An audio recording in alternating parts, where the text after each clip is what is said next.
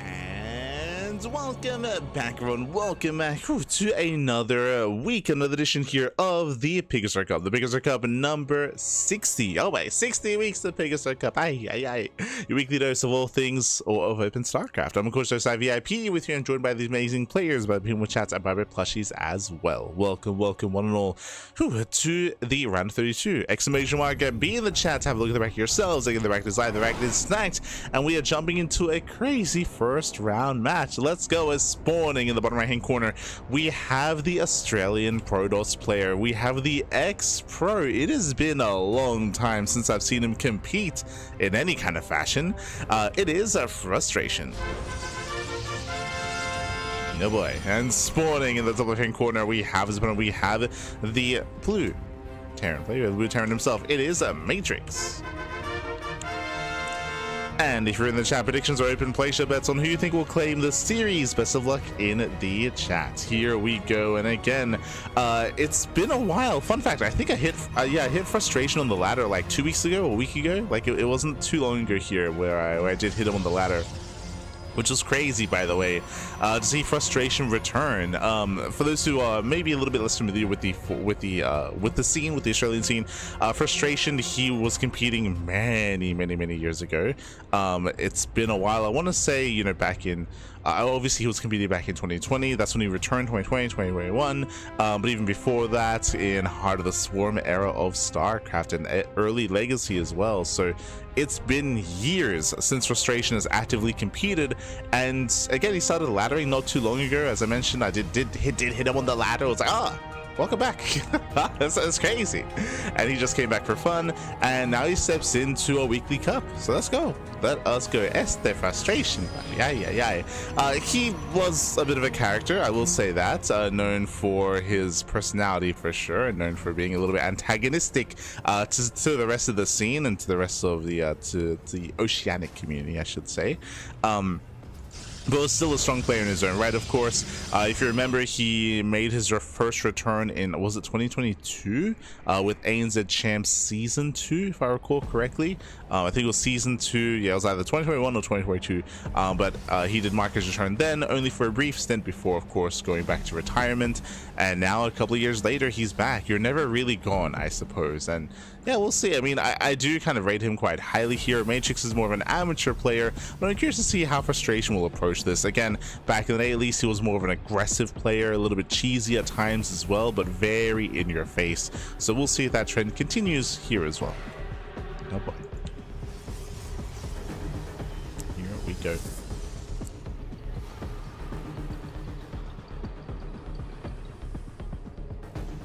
So now we do poke in. Live, yeah, always live, Fabio. Always, Fabio, always. Hold on, just setting up. We'll be going over the bracket momentarily as Matrix is going for a proxy. Okay, so we went for a double gas opener, faster factory into a proxy starport across the map. This is very committed on one base, so a heavily delayed natural CC here for Matrix, and we'll see what he can get done. As for the time being, he's going to zone away the initial adept. We'll zone away. We have a Twilight Council opener out of frustration, but the drop is coming. We do have the medevac in production to drop Hellions into the main base. Now, if the defense is too poor, if frustration is out of position, this can end the game. This can do game-ending damage. Remember, how many Hellions does it take to one-shot a worker? Three Hellions is all it takes, and if workers line up, bam, they all will go down. So we're going to be moving in with 4 Hellions, so we do have a little bit of room for error. So if one Hellion goes down, you can still one-shot, and we'll see what Matrix can get done. As here comes a drop into the main. When it comes to the vision, frustration did dip in. He saw the factory. He did not quite confirm the delayed CC. He did not scout the proxy. And back at home, what does he have? He has 2 Stalkers in the net in the natural. The main base has a shield battery at least, and the Hellions drop in. Hellions drop in. Nice warp in. He does block. Yeah, nicely done. Does block the Hellions. Only one Hellion gets into the middle line, and he's fine. Frustration, he is fine. Again, the SimCity is on point as well, but the Hellions, they drop over the wall. Okay, they do get past. Frustration, he pulls the boys once again. The Hellions drop back over, so we do have a bit of a back and forth here. Frustration doesn't take any damage, and we do see Matrix heading towards the natural instead. It's that towards the oh no! Jesus. Yeah, they do line up. One big volley, one probe goes down, only one worker kill. The medevac does barely get away. Thankfully, no blink. Oh no, Jesus. There's the boost. Matrix pulled it out. And with that, the aggression has subsided. Frustration, he does successfully defend. You can see again, two probes in total did fall. One was scouting, the other was back at home. So 2 in total have gone down for a Hellion. I would say a better trade for Frustration. That could have been so much worse, but again, had a really nice reaction, did warp in, did block the main base. Nice SimCity as well. The Hellions had a really hard time actually finding a way into the mineral line, and with that, Frustration defends, claims the third base after a very greedy start. I say greedy start, 3-gate blink before the robo. So Frustration will go for the third base, he will delay his robo, delay his Berserker. Blink is now done, and it's time to move out. Let's go. This is Frustration Pro through last played in the tournament in 2021. Yes, if you were here for the beginning of the broadcast, I did mention that Frustration came back from retirement. I did mention that his last tournament was ANZ Champs Season 2. That should be the tournament that you're referring to, is that Season 2 of ANZ Champs, which I did cast actually. And I did mention how I actually hit a Frustration on the ladder like 2 weeks ago. I think it was like 2 weeks ago. I'm surprised to see him sign up here in the tournament, but yes, that is the one and the same. At the time I was like, yo, you're back? He's like, oh, I'm just playing for fun. Like, I'm just chilling, nothing crazy, nothing serious. But he signs up for an Open Cup. Oh god, that's the Stalkers that do get thrown away. Yeah, big commitment here. At last the tank does survive. That was not worth it. So winding it back, that was what, 6 Stalkers going down for 1 tank in the end. Barely didn't get the second, and that was a brutal trade for Frustration. Gets the tank, yes, but he will lose map control. Will lose map control. Frustration going to try to warp in, going to try to reinforce. Behind this, we have Charge on the way, getting to a gateway setup. Mainly reliant on gateway units here, going for delayed splash damage. But we'll see if he can survive the timing of Matrix. Because of all that it's Stalkers, it means if Matrix does push across the map, Frustration is going to have a harder time slowing it down. Meanwhile, third CC is on the way. This tells us that Matrix does plan on going for a longer game state and building up into 3 bases. So Matrix is not going for a 2-base all-in. He is going for drop play. That is true. Hellions a once again fan out across the map, but Matrix plans on slowing this down and getting into the mid game. Okay, so mid-game play here out of Matrix. Frustration likewise, saturating his third base, working towards his fourth base. Hellions a bust into the mineral line, and they will get a volley off. Not bad. Gets one. Oh, probes are lighting up, and there's so many going down. This is becoming critical damage here from 2 up to 9. 9 worker kills, 7 probes in total. Boosting up to 11. So 9 probes go down to the Hellion runway. Very nicely done. Unfortunately, Frustration did miss the move out. Again, he has the Stalkers here out in the open, but last he did miss the medevac, missed the drop. Nicely done by Matrix. So Matrix, he trades well against the Stalkers. He does get into the middle line. Frustration is in a shaky position here, but he's working towards his splash damage. Bay's on the way. We're not going for Storm, we're going for Colossus.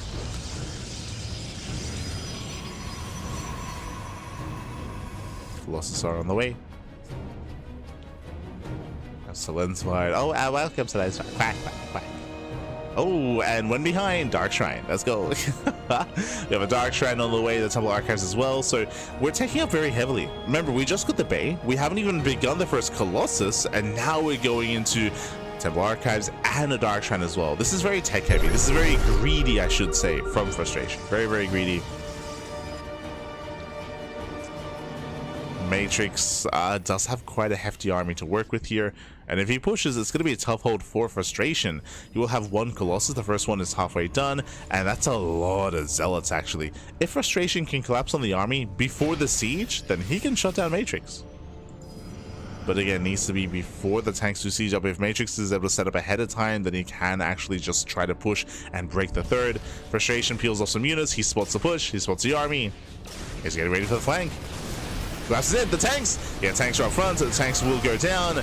Losing 1, 2, 3 tank kills. 1 tank volley goes off, 2nd tank volley goes off. And there's still 1 tank remaining, and it barely gets an extra shot off. Yeah, barely an extra volley, but Frustration holds. Frustration does hold on. Colossus waddles in. Zones back Matrix. And Frustration, again, he was able to collapse in as the tanks run siege. We spoke about it. It was crucial that he was able to hit that timing. Was able to kill 3 tanks almost instantly. They did get 2 volleys or 1.5 volleys off. The final tank did survive a little bit longer there, but Frustration does hold, and now he gets his 4th base. His 4th base is getting up. We spoke about the greed here of the tech, and we still have yet to make full use of that, but DTs have hit the field, and Frustration is getting further ahead here. Now he can work towards, there it is, Storm. So Storm is on on the way. We have Extended Alliance on the way. 1-1 upgrades. 4th expansion is getting saturated. And we'll see if Matrix can keep up with the Dark Templar, as he hopefully should have some... Oh, doesn't have a scan. Does not have a scan. No, he just muled. Yeah, he just muled here. 2 fresh mules at the 3rd base. DT's waddle in. SCVs are going down, and there's no scan. The reality is there is no scan. We're about to have 1 scan here at the 3rd. Needs a little bit more time, a little bit more energy. Turrets are being thrown down. And there's 1 scan. He's got 1. There it is. There's that 1 scan at the 3rd base, but the other DT is wreaking havoc and getting marine kills. DT's on A move, so not focusing down the SCVs, so the turret will finish. This could have been worse, but it's still nice damage though. DTs, they more than pay for themselves. They get some nice damage. And behind this frustration is just fighting his army. We have what? We have Storm, we have 3 High Templar, we have 2 Colossus. Frustration does fan out.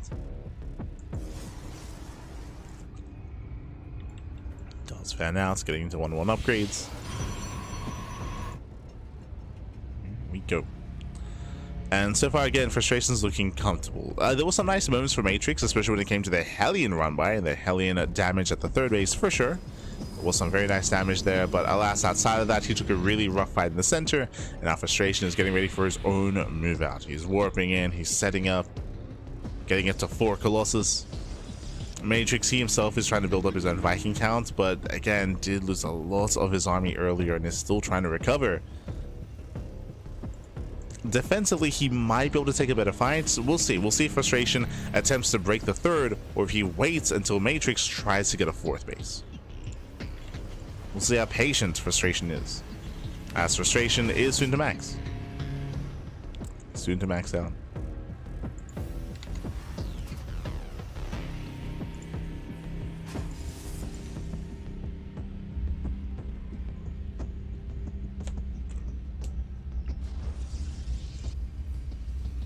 As here comes a Prism, here comes War Prism Speed. This should be coinciding with the move out, as the Prism has arrived. Okay, so we have the Prism towards the natural, main army towards the 3rd. Frustration moves out. When it comes to the macro here of Matrix, no 4th. By this point, there should have been a 4th CC done, so we can look to land and lift, or lift and land. The fact that there is no 4th base means that Matrix is going to be outscaled. Even if he survives this encounter, he doesn't really have the economy to sustain a further game. Your Prisms will slip in. Prisms is by, drops a couple of Zealots, gets into the mineral line, SCVs are going down, and we get a big reaction here. Matrix turns everything around, the 3rd base is exposed, and frustration, he's going for the kill. So for the kill, Storm, why not? The Storms, he takes it, he takes all the Storm to the face. Oh god, look away, Terran players, look away as we stand in the Storms. We keep standing as well. The Vikings, they move in, they get shut down by the Storms, and the Bio Army is gonna crumble. The Colossus, they will barely clean this up here. The boys are being pulled. It looks like Terran Army will clean this up, but what did we mean? We're down to 2 SCVs. No, we're down to 2 SCVs. GG gets called. Nothing left back at home. In frustration, he will take game number 1. GG. I don't think I've seen the Storms get as much value as that this patch yet, I'll be honest. We've seen some juicy Storms, don't get me wrong, like especially at the pro level. We have seen players like Clem, like Cure, like take, especially early on, take some massive Storms to the face. Here we just tanked it. We just tanked the Storm. As we mentioned, unfortunately, like there was no economy to allow Matrix to actually have any sustainability. We brought up the lack of 4th base, but not just that, he was pulled apart. Zealots and DTs were still getting damage in the bases. They killed every single worker. There were 2 SCVs left for Matrix. GG. GG, well played. Whew. And with that, we're now getting into game 2. We're getting into game number 2 here, going to be loading into that 2nd game, and we'll see if frustration can close it out. We'll see if Matrix can bounce back. Let's go. Depending on the map, we could see some more aggressive and assertive play here. We did load into one of the larger maps in the map pool with Winter Madness. We'll see how things change as we load into game number 2. Let's go. Oh. So we are going to be jumping in.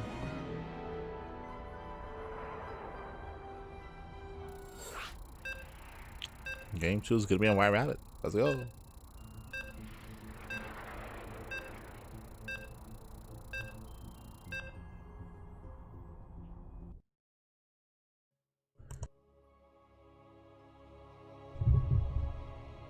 I'll sure to bet on the purse.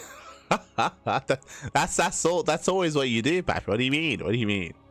Ah, no.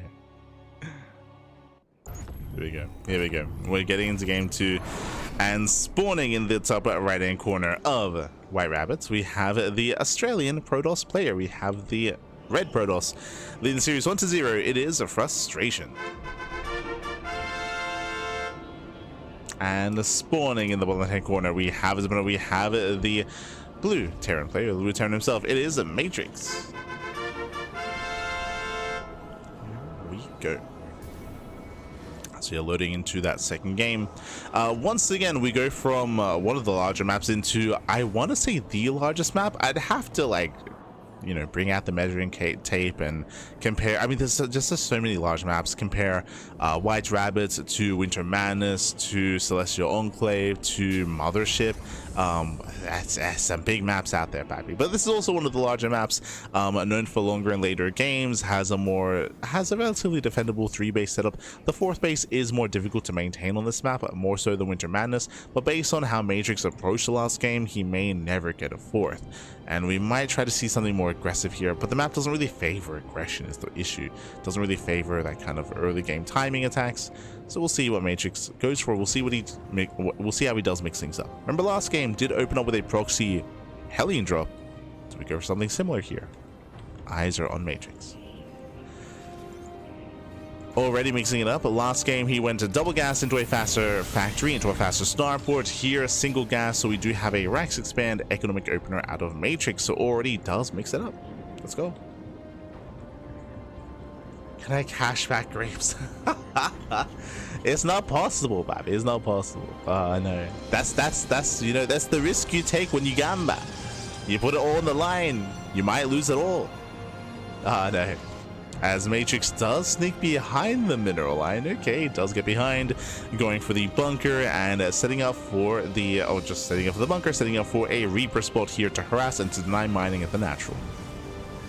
Because here comes one, and here comes 2 Reapers. So second Reaper is also in production, and Matrix is rallying across the map, and we'll see how much mining he can deny. Now, Frustration, he will check, he will confirm with the probe. He gets eyes on the bunker.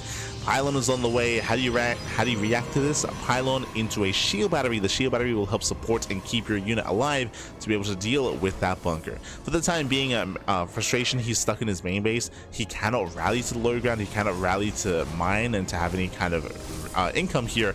Maybe on some of the closer patches to the right hand side that are out of range of the bunker, that is possible, but it is a little bit risky because the Reapers can always poke out and try to kill those probes. Oh, third Reaper has arrived. Can he snipe the Reaper in time? Oh my god, cannot. Yeah, barely cannot. Yeah, Reaper does dive in, makes it into the bunker. Stalker taking a lot of hits, taking a lot of damage. Where's that shield battery? Just now finishing up. And shield battery is done. Nice repair here with the SCV. As they're taking a lot of damage. Oh, no, the Stalker. Stalker as well. Oh, jeez, does pull away in time. Barely pulls away in time. And with that, Frustration holds. Jesus, I was forced to make a second shield battery. Sorry, I didn't quite notice that, but that was an overreaction here. So second shield battery, delayed mining time. A nice start here for Matrix, not bad. Is a nice start. The downside, of course, is that in the current patch, in the current era of StarCraft, this is a bigger commitment. It is a slightly bigger commitment. It doesn't stop pro players from doing it. I mean, it's not as prevalent as it once was, but basically in the latest patch, you can no longer salvage. You can try, but salvage is cancelled once the building is attacked. In previous patches, you could just salvage and be even more efficient with this kind of move. Speaking of being efficient, the Reaper gets into the main base, will deny some mining. Still 0 kills on the Reaper, so gets 1 probe towards the end. So 1 probe denied mining time, not a bad amount of damage out of Matrix. And behind this is building up into his own 3-1 setup. Oh my god, borderline 2-base all in. No starport. Heavily delayed starport and a prioritization of Stim. We have the tech lab on the ranks, we're massing up Marines, Stim should be on the way, early tank production, and with this move out, Matrix can pull the boys. He can pull the boys with this. assuming that we're going to be researching an upgrade.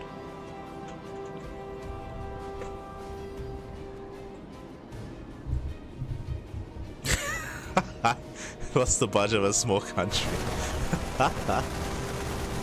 It's the gamba, Pap. It's the gamba. Sometimes it gets you. Comes for you. No, no. Not like this. We'll plant some grapes in your honor. Ah. And then we'll lose them all.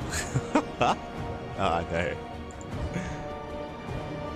So now Frustration, he's going to be expanding. Now Frustration did go for a safer build this time. I don't know if you noticed, but Frustration, he went for a 3-gate setup, 3-gate blink into a Robo before expanding. Last game it was a expansion before Robo. So we have a slightly safer build here by Frustration. Meanwhile, again, Stim is on the way. Stim and +1, this is going to be a very strong timing here from Matrix. I mentioned before, I'm not really too fond of this build, specifically on White Rabbit. It's a very aggressive build, and White Rabbits is a very large map, so Frustration has more time to slow this push down, to pick away at the army, and to delay.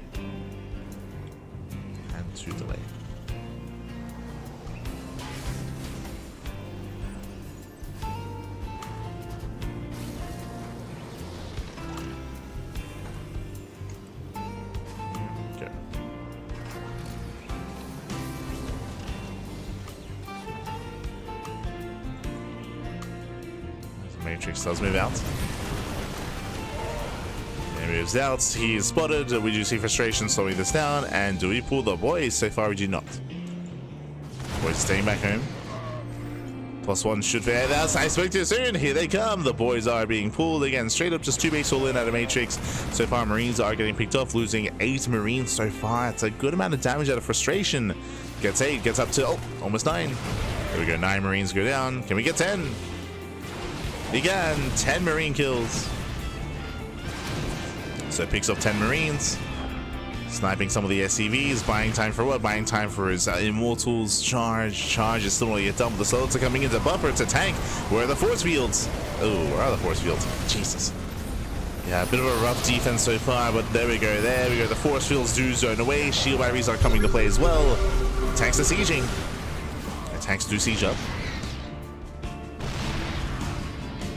Matrix has lost a lot of its buffer, but hey, the tanks do manage to siege up in time. There's no surround. And the boys are being pulled. The boys are being pulled. Frustration is getting desperate.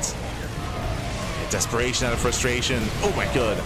Tank flow is going up, getting a lot of value, and Matrix, has he done it? It's still very close. He'll lose all of his Marines, but he has got 5 tanks.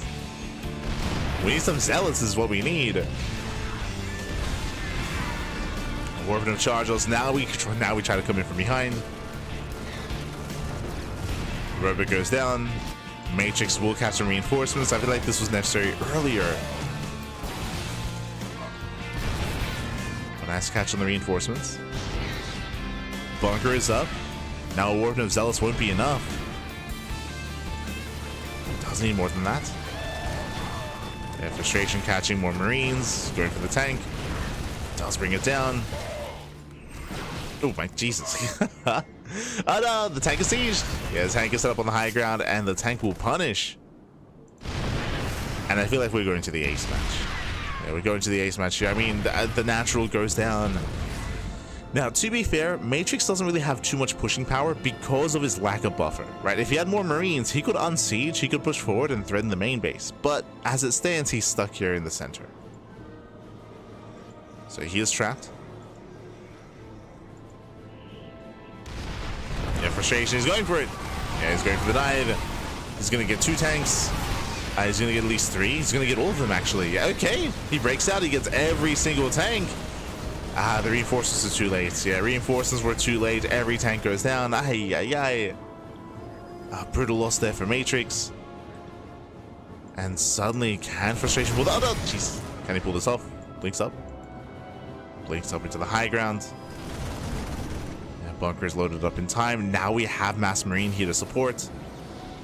Now Matrix can threaten the bases, and here come more rallies, more reinforcements.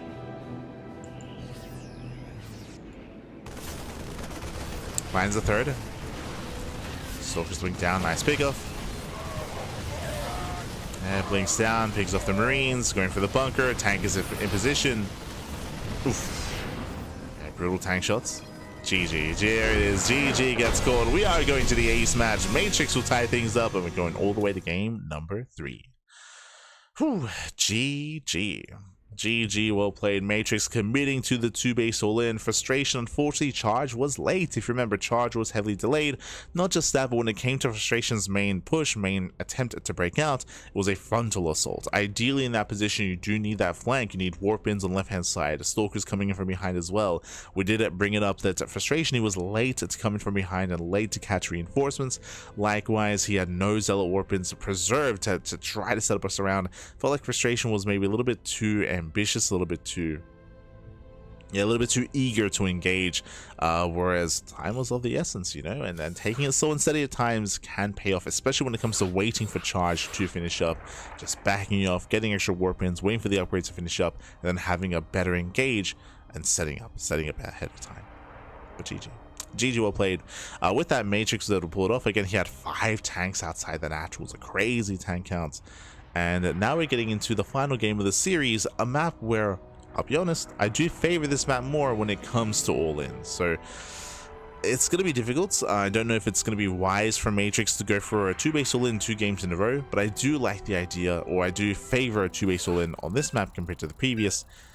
We're loading in. You're going to hear the beeps. We're going to be loading into 10,000 feet. Let's go. Let's go. Let's go.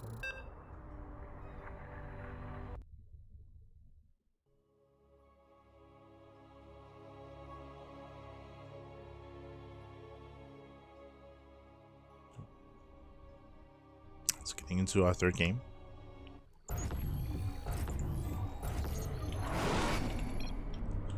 And spawning in the top left-hand corner of 10,000 feet, we have the red Protoss player. We have the Australian Protoss. Whew. Being forced into the ace match, it is Frustration. And spawning in the bottom right-hand corner, we have his opponent. We have the blue Terran player, the blue Terran himself. It is Matrix. Tying up the series 1-1. Oh boy.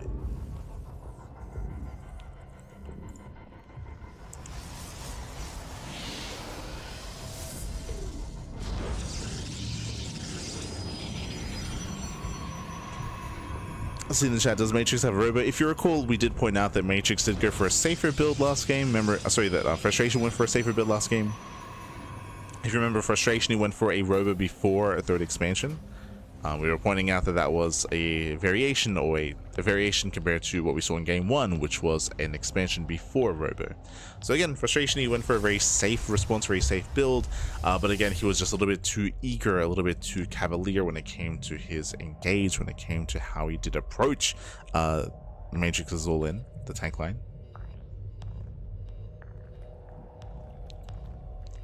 Likewise, he spoke about the lack of force fields. He had a bunch of sentries on the high ground, but he did not delay. Force fields were a little bit later instead.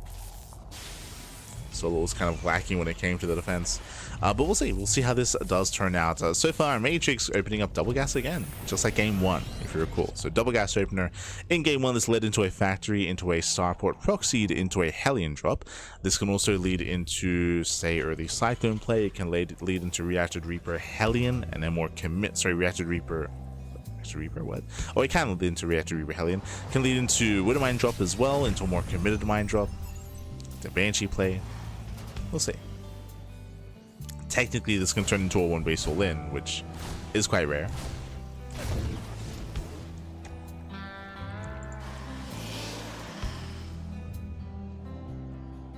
From here, their Matrix will expand. He's backing up his minerals 400. He will expand here on location.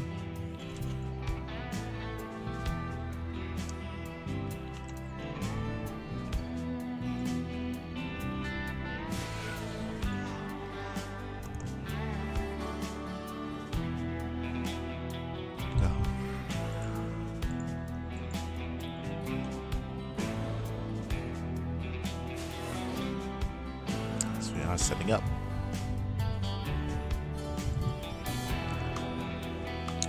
And this time it's going to be a CC before starport, so more of a standard follow-up here out of Matrix, nowhere near as committed as game 1.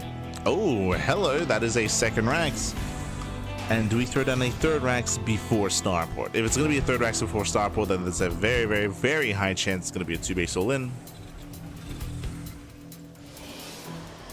Twilight Council here. Robo also on the way. Frustration going for a very early Robo, actually. Okay. That was a gate Twilight Council Robo into second gateway. So very early Robo. Ah, we see why. Now it makes sense. So again, in my mind, I was a little bit perplexed as to the purpose of going for such a fast Robo here before the second gateway. Now we see why. It's for War Prism, it's for DT Rats at the same time. Oh, Reapers that do head in. So it was reacted Reaper Hellion. Pokes in, so far gets 3 probe kills and the Adept. Nice damage out of Matrix, but so far no scout into the main base. Matrix, he is in the dark. He is currently unaware as to what's going on.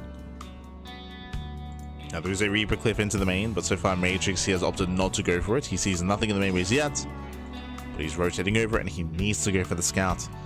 If he fails to do so, I mean, that could be the end of the game. And there we go. So heads towards the Reaper cliff.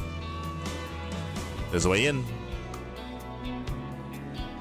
He's going for it. Stalker shouldn't deflect. The Reapers, they should be able to break past. Uh-oh. He's not scouting. Yeah, he's not scouting. No, he's gonna lose everything. The Reaper tries to get some information. There's a force field, locks down all 3 Reapers at the same time. Hellion is a natural. Stalker's in position as well, and Matrix sees nothing. Dark Shrine is done. The Prism is across the map. Here come the Dark Templar, and back at home, do we have a scan? Oh Jesus, we do. We have not been muling.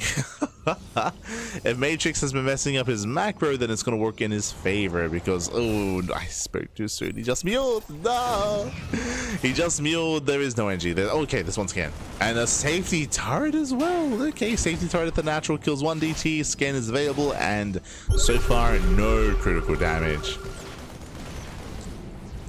Frustration, he was hoping he could line this up, but little did he know that Matrix, he was not muling. His macro was sipping, which meant that he had some scans. Yeah, he had some scans. There's the second scan as well. DT does barely get away. Oh no! A moves into the scan range, and Matrix is in a better position. He's straight up just in a better position. He shuts down the DTs. This was not worth it. DTs, they get, what, 1 SCV, 2 SCV kills. That is it. Not like this. And back at home, Frustration, he is attempting to get a third base. Third base is on the way, charge on the way. Remember, Twilight Council upgrades are late. So late charge, later third base as well. We're lacking a main army to slow down the push. We have Vanilla Stalkers pushing out, but again, there's no blink. So this is going to be a rough position for Frustration. Especially against what Matrix is building up. Remember, that is a 3-1-1 setup, or 3-1. This is a 2-base all-in. We're going to pull the boys again. Like, this is very similar to last game. Very similar. Stim is already done. We have combat shields on the way. We have +1 that is being researched, and ideally you do want to hit with +1. So as +1 is nearing finishing, nearing completion, that is when Matrix should be pushing. And it's going to hit like a truck. It's going to hit very, very hard. Now, thankfully for Frustration, he's going into charge first, not blink. So he will have charge ready. And he ideally warps in as many cells as possible. Checking Frustration's vision, he did see everything he needs to. Yeah, he saw the setup in the main base. This screams a 2-base all-in. Matrix, he attempts to move out. And our eyes are on the boys. Observer does spot the move outs. Frustration, he knows. Frustration can't really slow this down. Blink was cancelled. Never researched. Prism is sniped. DC's into the main base. Matrix, he will not turn around. And it comes down to the engage, comes down to the setup. There we go. There's a scan. He does pull the boys, but he's a little bit too premature here. We gotta wait for the boys, baby. Oh, it's a little bit wonky. Yeah, a little bit lopsided. So a delayed all in. +1 is about to finish. Yo, he's luring the army out. The tanks on siege. The tanks on siege is gonna get 1, gonna get 2. Yeah, 2 tanks do get caught out immediately. Oh, Matrix.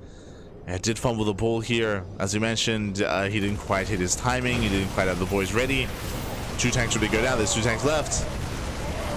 We got a siege up. He stims in. He stims in. He breaks through all the zealots. Frustration, he's missing a warp in. The Immortal is going to be zoned away. Tanks do siege up, and remember, there's no blink. Yeah, there's no blink. There's no way for the Stalkers to dive on the tanks. With that, Matrix, he sets up here in between the bases. Bunkers are being thrown down, and Frustration, he is in danger. He's in danger, he's in trouble.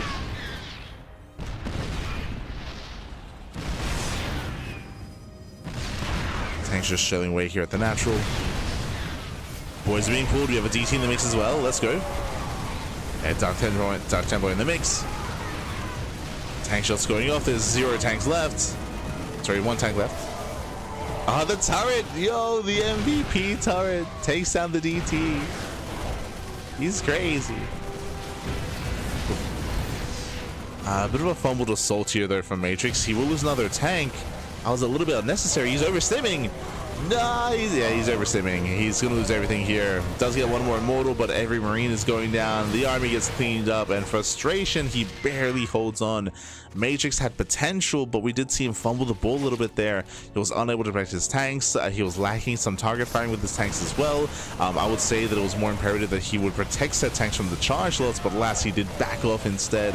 Tanks went down. Here he got caught out with 2 tanks going down early before the fight did begin as well. Matrix had potential to end the game, but barely does miss that opportunity. And now here comes Frustration. Frustration, he saves his Nexus. He saves his workers. He has a booming economy in comparison to Matrix. Frustration, he's ready. He counterattacks. Boys being pulled. Doesn't get on top of the tank. Third TC's on the way. That's a late third base out of Matrix. It's a rough third base timing.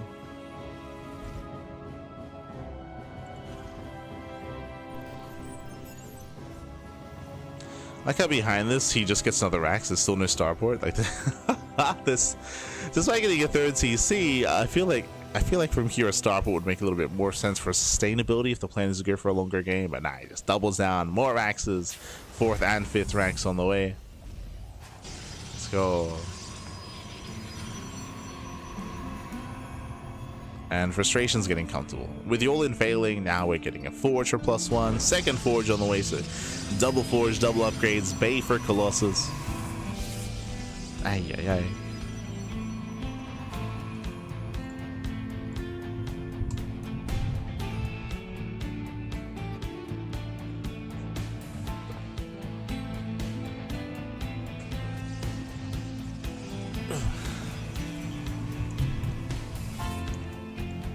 And that third CC was just fake. It was a fake third CC. We go for the second round, the second wave. The boys are pulled for the second time. The Observer does confirm this. And this time there's going to be a Colossus to defend. There's going to be 1 Colossus, a decent chunk of Zealots, the Immortal, Sentries, Force Fields. This is a weaker assault. Trying to break his way through. Trying to, picking up a couple of Zealots. Tanks, they do get within range of the shield battery. Has to be careful to every extent. Battery goes down. The third base is under fire. Nice we goes to the Stalkers. Where's that Colossus, by the way? There it is. Does pop out. Tanks are gonna have to slowly leapfrog forward.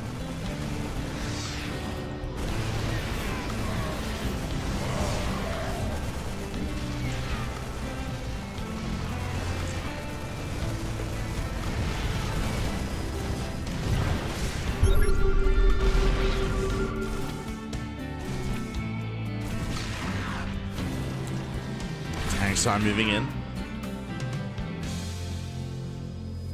Kills the third base, now getting within range of the 4th. The army is still overstinned. Remember, there's never been a medevac in this game. Nice SimCity though. Very nice SimCity. Yeah, Stalkers blink in, they blink into tank range. Frustration, he's gonna lose the Stalkers. Yeah, Stalkers are going down, now the Colossus are on their own.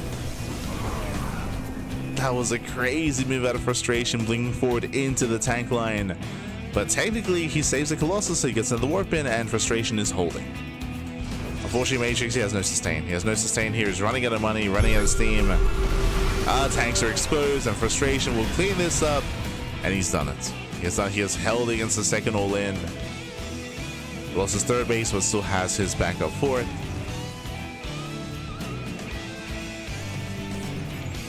And he's doing it back.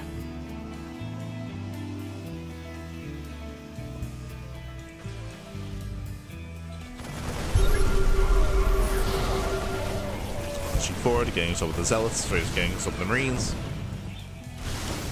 Boys being pulled. Pulls the boys in. Colossus, they stand their ground. GG gets called, and Frustration will take game number 3 in the series at 2-1. GG. Whew. GG, well played. Not the cleanest series out of Frustration, not gonna lie, not the cleanest game. We did see Matrix stand his ground, and even here in the ace match, I can see a world where Matrix would have won. Like, Matrix was close. He was very, very close to winning. I will say that he did overextend at times, did have some miscontrol at times, and did expose himself at other times as well. There was definitely some room for improvements when it came to the execution of the all-in. In that moment, things were very chaotic, very hectic, and we saw that Frustration did capitalize on those small mistakes and eventually did barely hold on. Referring to the first wave, referring to the first all-in. GG. GG, well played. With that, let us catch up with the bracket. Let's figure out where we are and where we are headed. Let's go. As we have a lot to catch up on. Okay, from the top. Jesus, we have a lot of updates. Oh my god, we have Bonyo. Bonyo takes down Triple, gets a walkover over Triple. Clem takes down Bonyo. We have Clem waiting in the 3rd round already, waiting for the winner of Nice and Young Yakov. Yakov takes down his opponents. We have Nice taking down his opponent as well, so they're facing off in the round of 16. Scrolling down, we have Solar. Solar takes down Pomyoja. Pomyoja takes down Arithmetics. So Solar is up against Bunny. Ooh, in the quarterfinals. That is a very high profile matchup. Best of luck to Solar, best of luck to Bunny. Meanwhile, we have herO. Jesus, momentum. We have herO. herO, he's up against Prome in the next round. We have herO versus Prome in a PvP. Winner goes up against Shameless. Shameless already takes down Rebellion 2-0. We have Max Pax versus Patches, and we have Percival versus Frustration. Oh boy, so we have some insane matches ongoing here. Really high profile signups as well. We do have our top players being, of course, Clem, Young Yakov, Solar, Bonnie, herO, Max Pax, Percival, but even some of the others can and have taken it to these other players in the past. Players like Shameless, players like Percival, players like Frustration have potential, of course. Nice as well, who could forget? Esther Nice. We'll see. For the time being, we're kind of locked into our portion of the brackets, and we're going to be following Frustration into Percival in that round of 16 match. Let's go.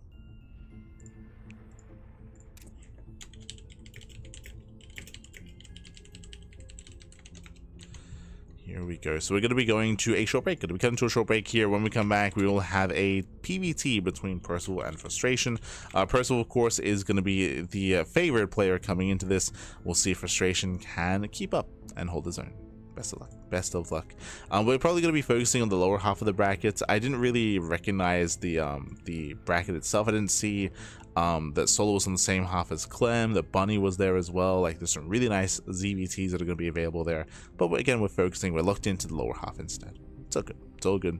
But now we're going to be getting to a short break, and when we come back, we'll have a next series. We'll see you soon. See you soon after the break.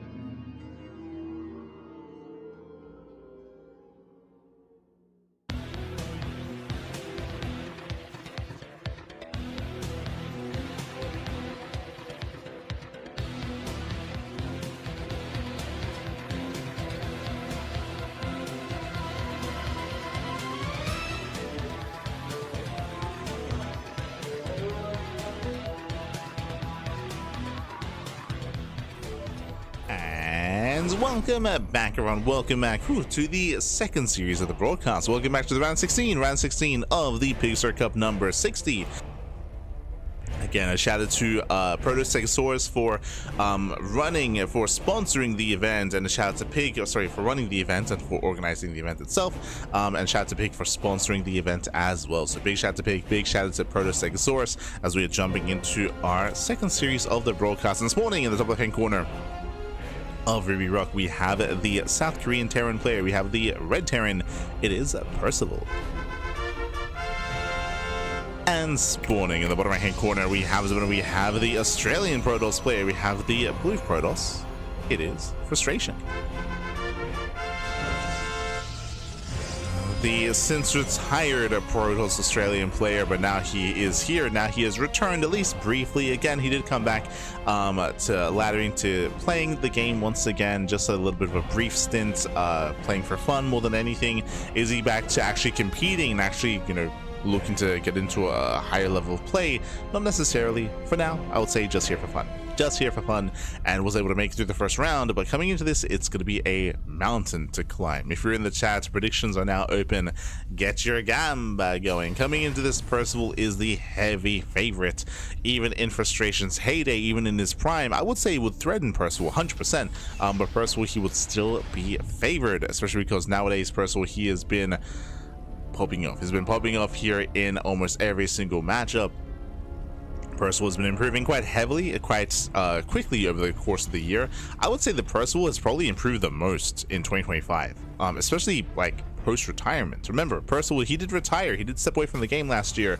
He only came back in November of 2024, and Percival, he has surpassed his previous peaks, is what I will say. Like, even before Percival's retirement, he was more of a mid-tier, I say mid-tier, really, more of a lower tier player amongst the Koreans. I would have said that he was maybe slightly above players like Quanta, players like Homono, players like Genio, for example. Like Percival, he was just above them, of course, but still there was a clear delineation between himself and the other top players over in Korea. Nowadays that line has blurred. Nowadays the line is blurred that much more, and he actually has proven himself, I would say, to be amongst them for sure. So again, it's been really cool to see the rate of improvement for Percival, and oh boy, he is now one that does threaten some of those top players. So last week that he beat Clem, for example. And here we go. For now, Reactor Reaper Hellion.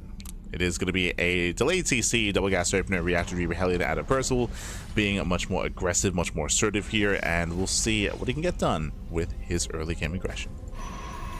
Meanwhile, Frustration going for his own Twilight Council opener. SimCity once again is being set up. He's walling up in his main base, that is true, but we'll see if he can protect his natural. As here comes Percival, he does send it across the map. Looking to send it, baby.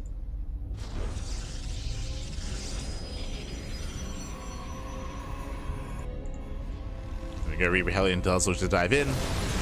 Diving on the Adept, and no shield battery, yeah, no shield battery's late, it is delayed, Adept goes down, but alas does not break through. Tracing that for a Reaper, and Frustration holds. Frustration is able to hold on. He holds the line, but he holds the line.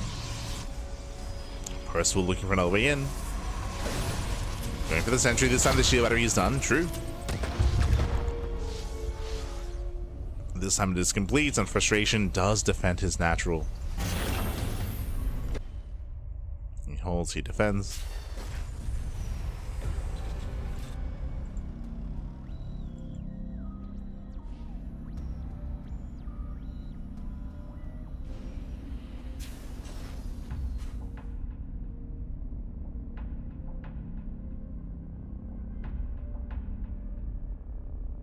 Percival is looking for another way out.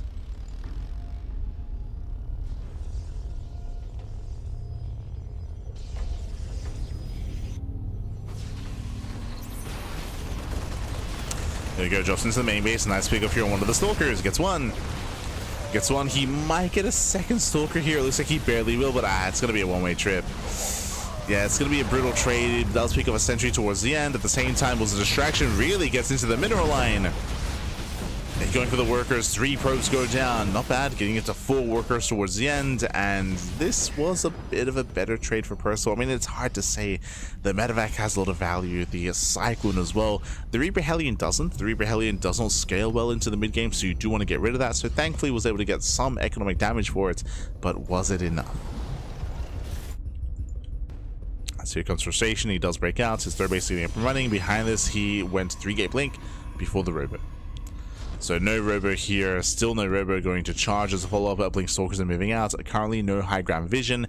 He can look to threaten the natural though, and tank production is delayed. That bunker is exposed. And he's going for it. Yeah, boys are being pulled.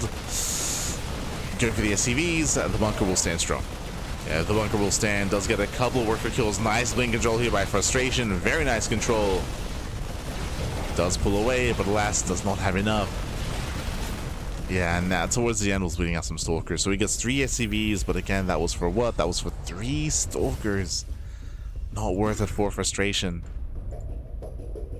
He moves out to his 9 to kind of drop play, but it's too late. First will already go down with his Banshees. Yeah, double click Banshee, gets into the main base.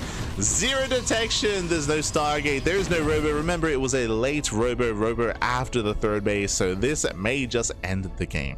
2 Banshees they can one-shot. They can or they will one-shot probes. At the same time, Stalkers they dive in, they do focus on the tank. But this is critical damage. It's critical damage here. As again, there's no way for this to be dealt with. Cloak does run out. That's the one saving grace. The Cloak does run out eventually. But Frustration, he will lose his main army. He plummets in supply. He escapes with 1 Stalker. 1 Stalker gets out. 8 went down. 1 Banshee. That 1 lone Banshee is still alive. Observers on the way. Percival, he may actually have enough to break the third. Unfortunately, again, he should be fine. Frustration should be able to react. He is out of position, so the third base is exposed. That is true.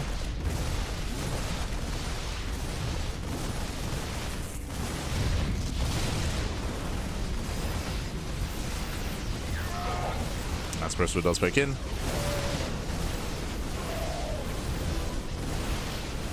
Pokes in, kites well against the Zealots. Oh, let's pull away.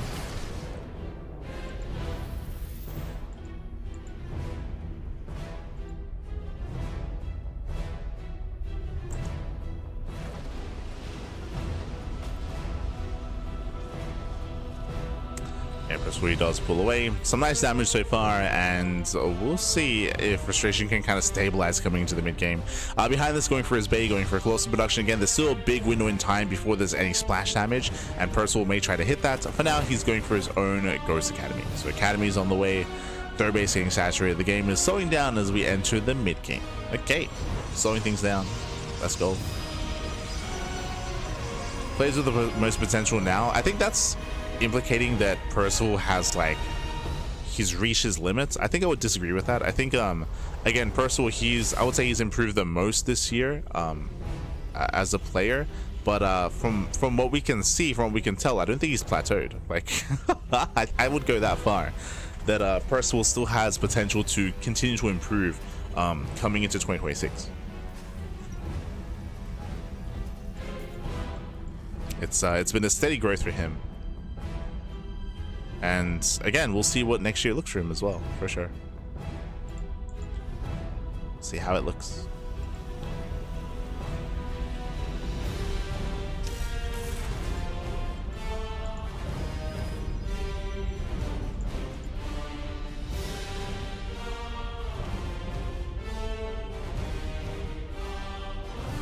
Frustration looking better than I thought, bleeding so many Stalkers. I mean, Frustration, he has lost map control. Like, because he lost all those Stalkers, Frustration's been stuck at home. He is slowly building up, that is true, but Percival is still in a better position here. I don't think Percival can break Frustration, especially because of the Colossus, which is now revealed. Okay, Colossus is revealed, so Percival has to be careful. But Percival's building on his 4th base. His 4th base is landing. Frustration's his 4th is still on the way. Ideally, the Protoss player wants to be up a base, and that is not the case here. Economically, Percival has the better economy. So better economy, larger army. Percival is still comfortable, but I will say, of course, the frustration, he's holding his own. He's holding his own. We have Shadow Stride on the way. Okay, Shadow Stride is on the way. This is a way to recover. It is going to be a way to recover here. DTs move out. But there's a turret. Yeah, there's a turret in the mineral line. And Percival, he notices. Yeah, he notices there's the EMP, shuts out one DT, gets the other DT as well. Yeah, Shadow Stride a little bit too late to come into play. That was one of the ways for frustration to recover in this game, and he still has potential with that Shadow Stride, with Blink. Still has potential.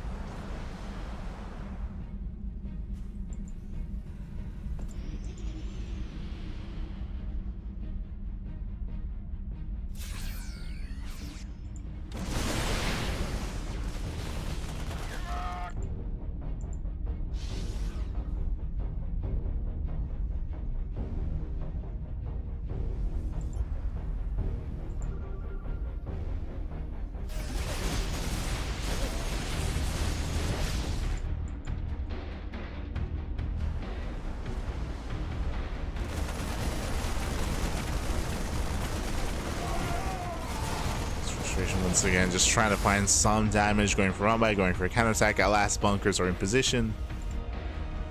Percival, he's maxed out, and it comes down to the engage. Okay, how many High Templar? 3. So 3 Templar for frustration. Storm is complete, so he's got potential for some juicy connections. He needs those storms to connect.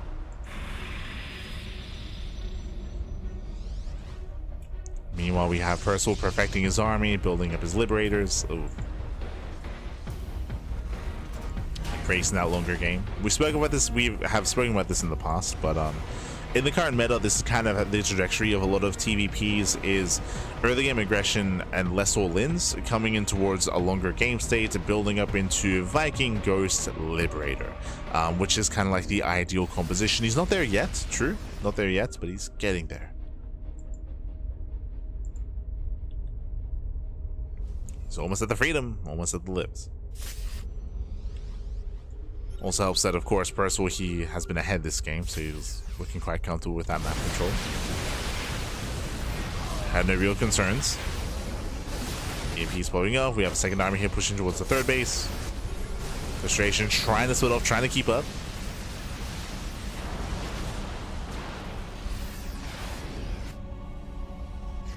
Trying to. At the same time, Frustration does go for his Rumbai right into the natural. Doesn't get into the mineral line. It looks like one Colossus went down. He gets one, he gets 2. Yes, that's both Colossus. Percival, he does break through. Stims on forward, takes down the High Templar. Will take a storm to the face. Jesus. Does take it to the face. Zelda cleaned up, and Percival can just focus on this bush. Once again, another nice EMP. EMPs are landing. Oof. Snipes the Templar. And on the one hand, Frustration technically holds on, but you can see that Percival, his supply here is still very dominant. He's got a massive wave of reinforcements on the way. Remember, Percival, he has had the better economy this entire time. Frustration is trying to warp in, trying to muster up his forces, going to double Colossus production, but needs time. It's time to recover. Yo, the ghost harass, Pappy. Let's go. The cloak ghost. It's crazy.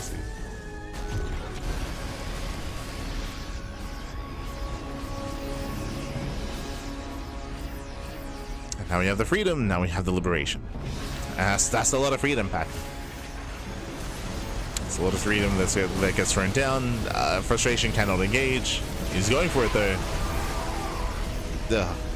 He is punished. Does get punished. Colossus gets thrown away for free. She wants another.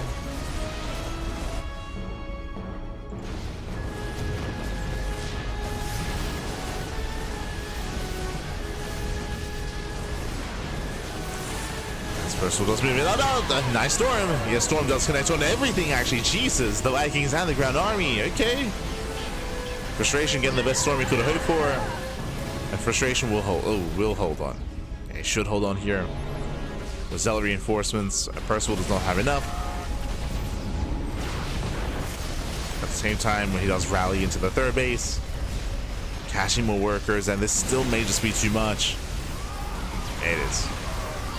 It is too much. GG gets called, and Percival will take game number 1. GG. Whew. GG, well played. Percival does take a lead in the series and is 1 game away from claiming the series here. Again, frustration, he was able to hold his own for a time and survive, but he never really had any map control. Not after he did take that first big engagement, not after he lost all those stalkers, and not after the DTs as well. So frustration was just stuck at home, and he that allowed Percival to be greedy, get a 4th base, get a 5th base, tech up, and perfect his army. GG. GG, well played. With that, Percival will take a 1-0 lead, and now we're getting ready for game number 2. Getting ready for that second game. Let's go. I'm surprised with the lack of tanks. You typically don't make many tanks in the mid game. I would say that Percival's composition was standard. You typically stay on a low tank count. You go for a heavy Marine, Marauder, Viking, Ghost, Liberator composition. That's kind of like the standard mid game composition you want. Tanks, they fall off in the mid game. So early on, you can build up to like 2, 3, maybe 4 tanks if you go for a big push and big all in early on. But if you can get away with it, you do want to avoid that. Get away with it.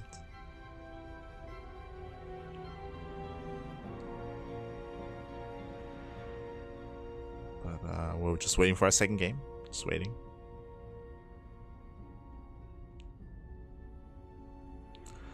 Again, tanks, they have their place in the early game of TVP to like be defensive against Blink Stalkers, especially against like 3 and 4 gate Blink. Like tanks, they have their role defensively, and they have their role when it comes to early pushes and all-ins, for sure. They have their role.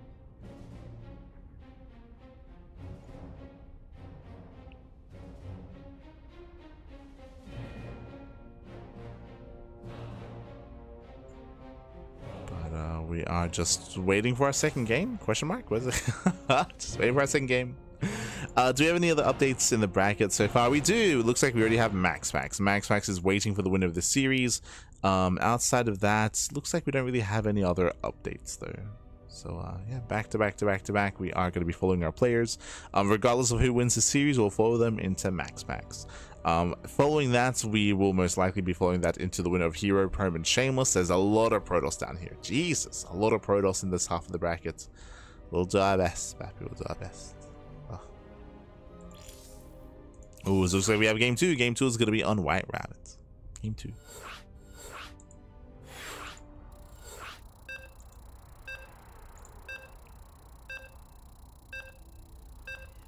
Alright, loading in.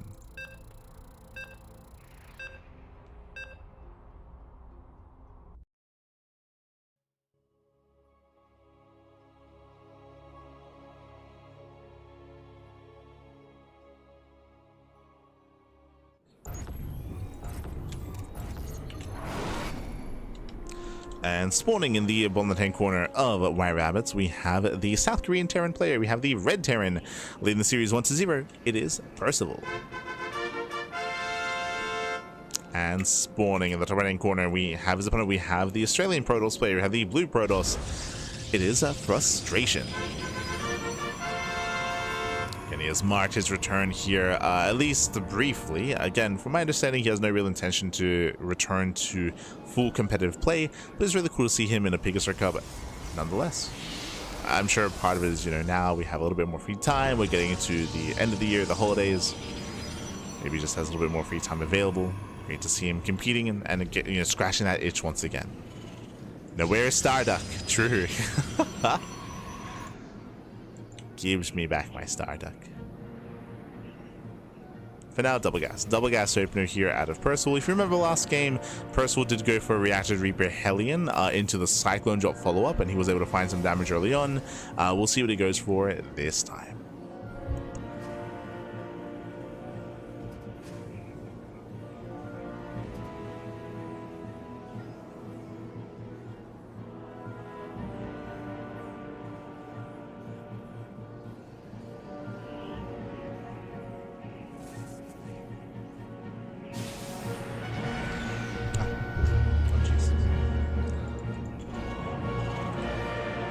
we go. So far, though, we are just going to be calming down. Frustration, he doesn't really go further into the main base, so for all he knows, it could be a CC further back in the main base, or it could be a factory. He's unaware of the gases yet. But at least Frustration knows there's no proxy. True, I guess. Technically, it could be a second rank out on the map. Technically. So incomplete information here by Frustration, but back at home he's just setting up. Setting up once again, we've seen this time and time again. SimCity in the main base, making it difficult for Hellions or any kind of dive into the mineral lines. As he is walling up. Walling up his main. As he does forego any kind of Reaper Cliff deterrent. Does forego that. Oh, that is a fast... Hello.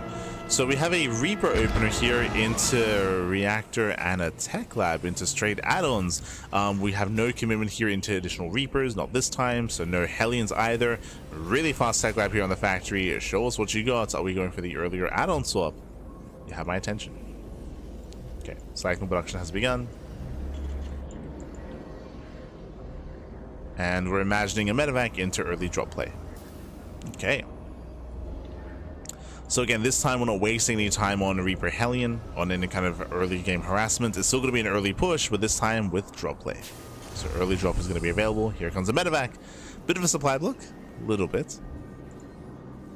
Does slow Percival down for a couple of seconds here, but he's getting ready for his push. Now this is designed to hunt down, I mean this can hunt down stalkers, can pick off like 1-2 stalkers at a time, and ideally does want to get into the mineral line. Let's go. Let's go. Cyclone does lead the way.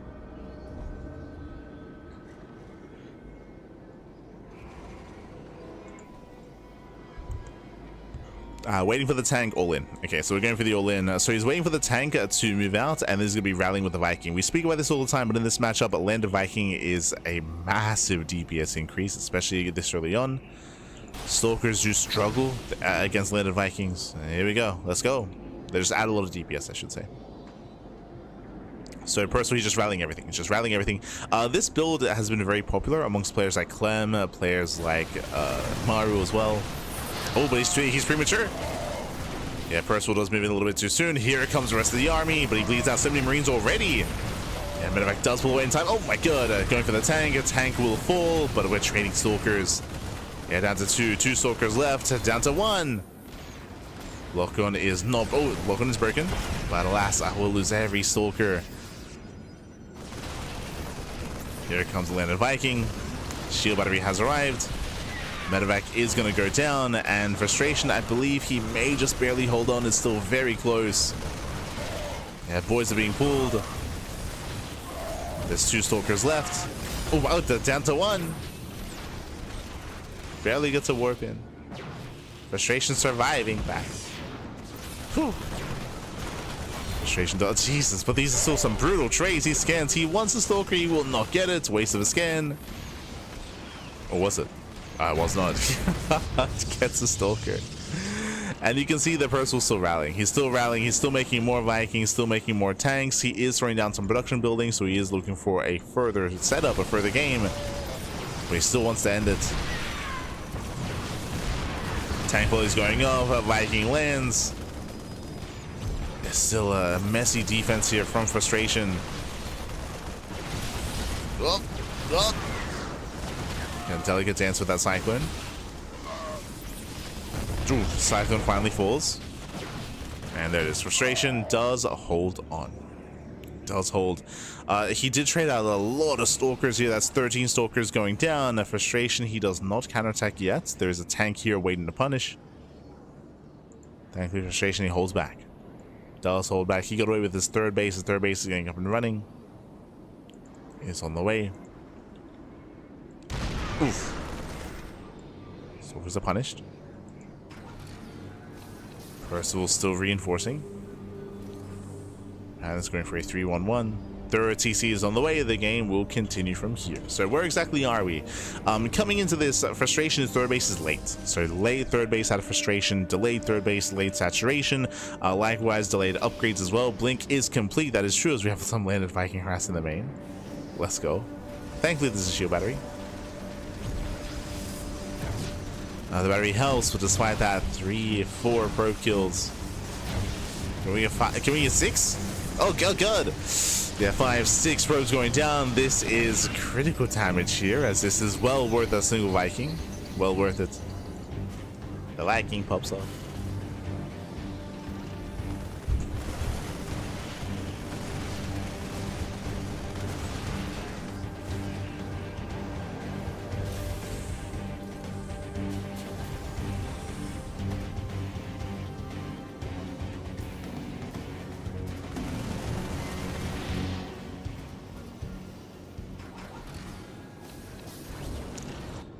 Now the ball is in Frustration's court. He's moving out. Who catches who? Oh, he wants those tanks. Charge is done. Yeah, he does want those tanks. First, we have to get the hell out of here. Does pull away. Hot pick up. It does save one of the tanks, just barely. We'll siege up. We'll hold. Whew. First, we does hold on behind this. There's CC not being taken. The landed Viking harass continues. This time only getting one probe. Thankfully. Only one probe kill. Ah no, the sentry.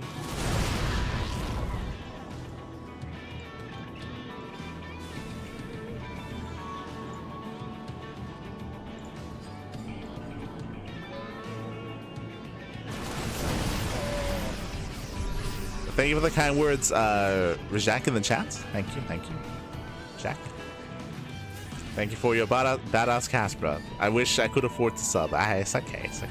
We appreciate the support. Gracias, baby, gracias. Do appreciate it.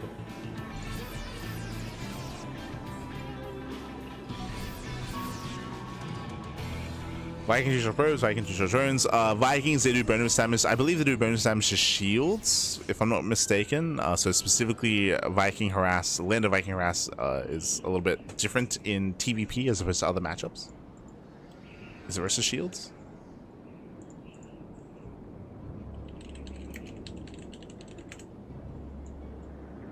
It was a relatively recent change from like a couple of years ago.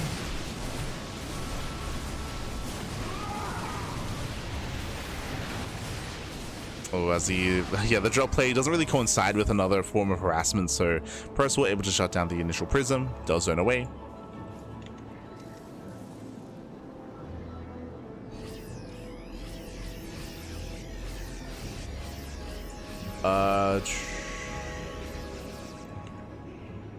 Oh, that's it. Sorry, it wasn't versus shield, it was versus mechanical. That's it. So specifically, technically, something like a probe does count as mechanical, and stalkers as well.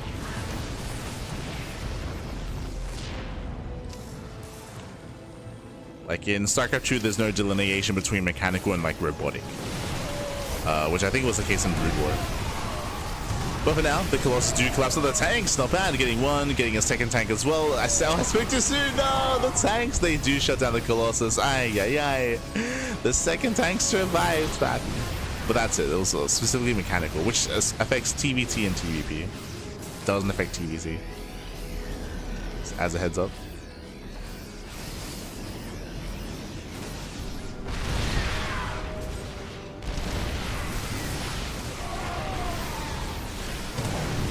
As the army blinks in, a mine shot's going off. Despite getting the tanks, GG gets called as Percival does overwhelm, and Percival, he will take a 2-0 lead in the series. He will claim the series, I should say, 2-0. GG. Whew.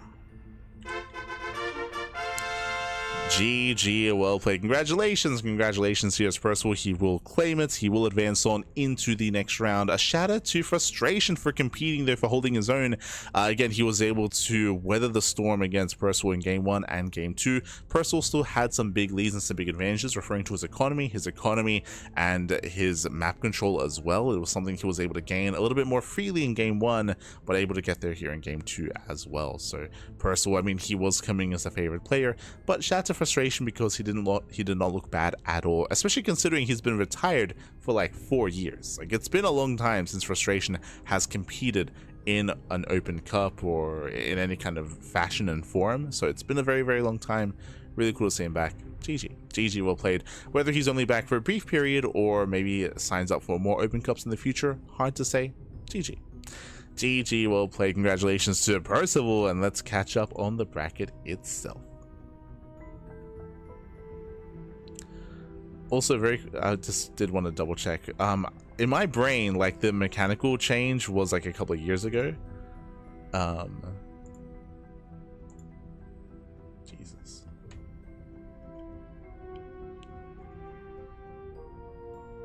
It was patch 3.8. When was this?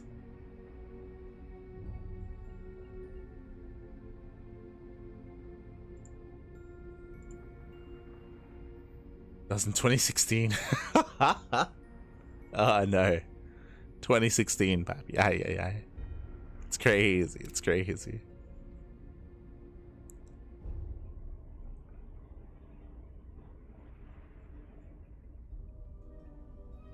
Not like this.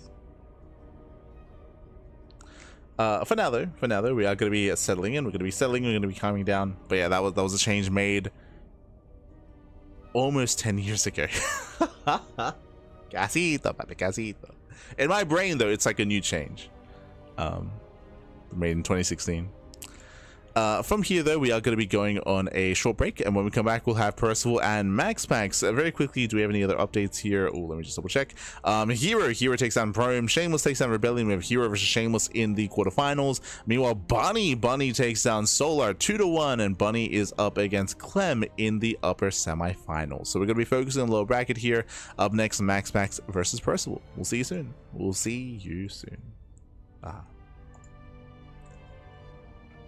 Let's go.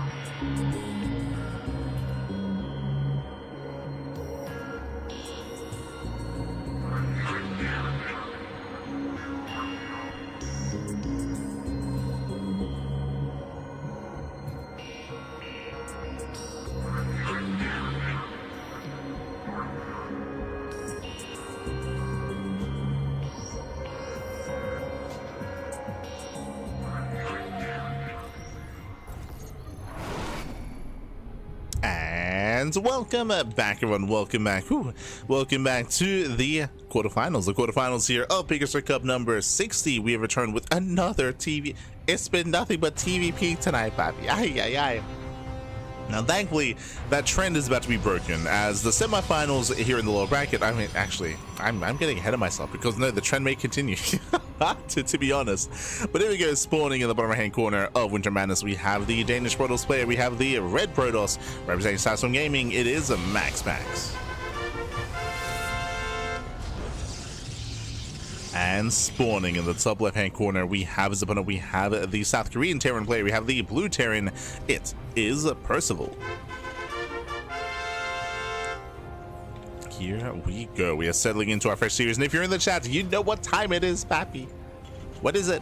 It's Gamba time. It's Gamba time. Get your place your bets. Place your bets on who you think will claim the series. Will it go the way of Max? Will it go the way of Percival? Max is coming in as the favorite player for sure. He is the favorite player, but as I mentioned before, Percival, he has been able to cause some upsets, improve as a player so much over the past year. What was that, 1 or 2 weeks ago, where he did beat Clem in, I think it was Monday Night Weekly or the War DTV Monday, but in one of those 2 weeklies, Percival did actually defeat Clem's Protoss. So again, and Clem's Protoss is one of the best in the world in regards to PvT specifically. So Percival, he has shown that he can take it to these players, but we'll see how he will approach Max packs. As we are loading into Winter Madness, one of the larger maps in the map pool, very defensive map as well. We do expect to see Percival go for something more mid-game and even mid to late game oriented.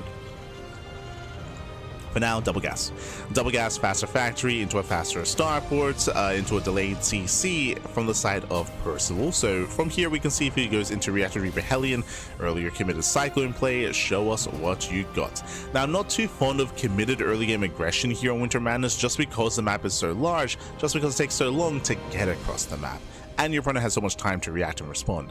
So I'm not too fond of the idea, but we'll see. We'll see what Percival decides to go for. As we have the command center on the location, it's going to be thrown down. Likewise, Max has been going for safer builds as of late, but specifically on Winter Madness, this is a map where you can cut some corners. You can cut some corners and go 2-gate blink. It is a little bit more viable here on Winter Madness, so we'll see if Max does decide to cut that corner. Let's go.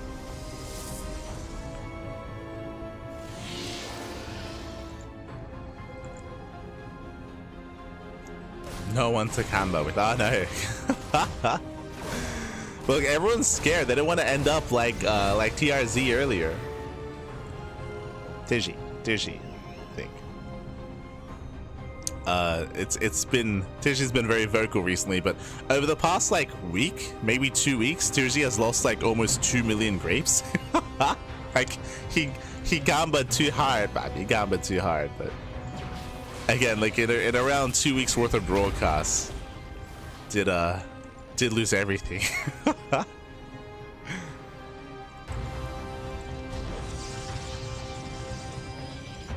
No. Feels bad, man. Papi feels bad. Put the house on Protoss one too many times. Lost the house. But now though, when it comes to our initial double gas opener, it led into the early Cyclone drop, and this looks similar to what we saw last game actually. So we have the early Cyclone drop, but the follow-up here is not going to be Viking, it is going to be a Tech Lab. So this is more of an economic variation of this. Remember, last game was the same opener, same build, and we rallied the tank and rallied the Viking across the map, even waited for the medevac actually to load up the tank. But here it is a little bit different. Here we're going for the Liberty Harassed, and we should be building up a greater economy. Here comes your early Cyclone drop. It was already spotted. Max is in position. He's got his 2 Soakers here at the natural. He's ready.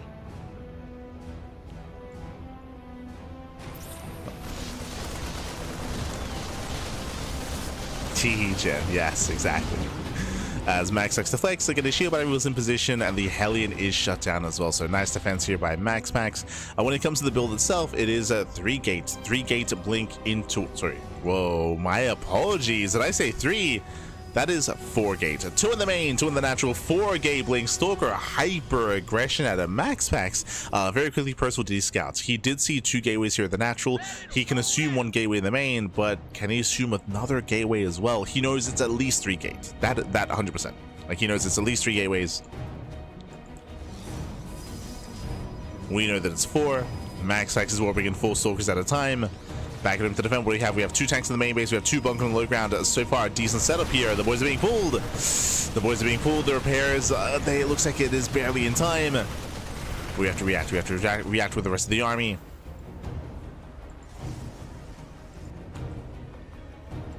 As per us, was the rest of the army is actually across the map. Risky. Going for the 3rd. Stalkers are behind the mineral line. They blink in. 6 SCV kills already, getting not just 6, getting up to 8.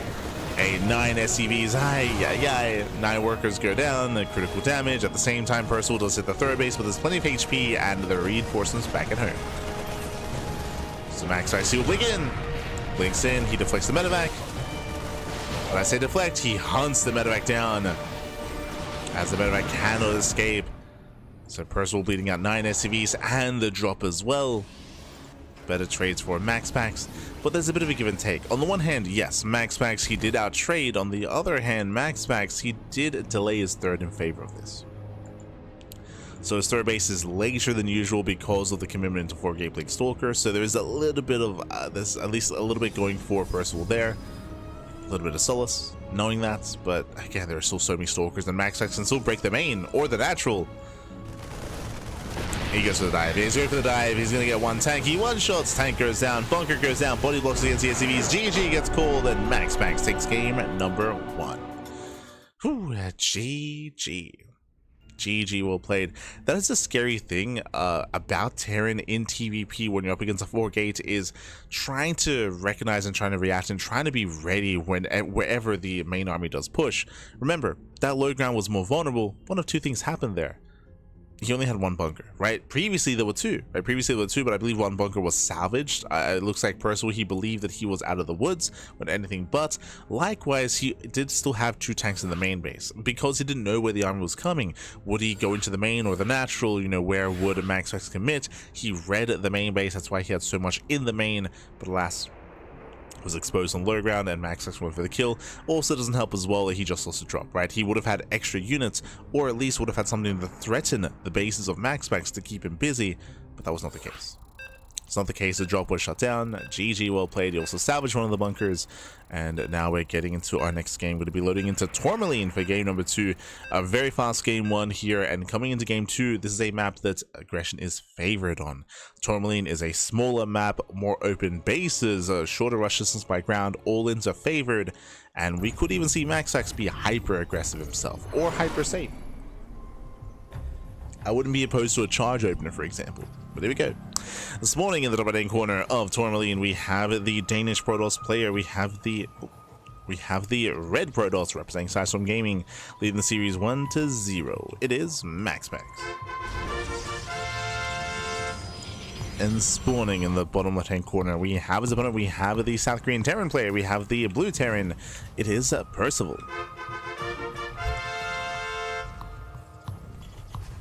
Here we go. Hello. Here we go. As Percival does fan out, he will avoid the main scouting path. He will veer off towards the right hand side instead, and he's going for an eBay block.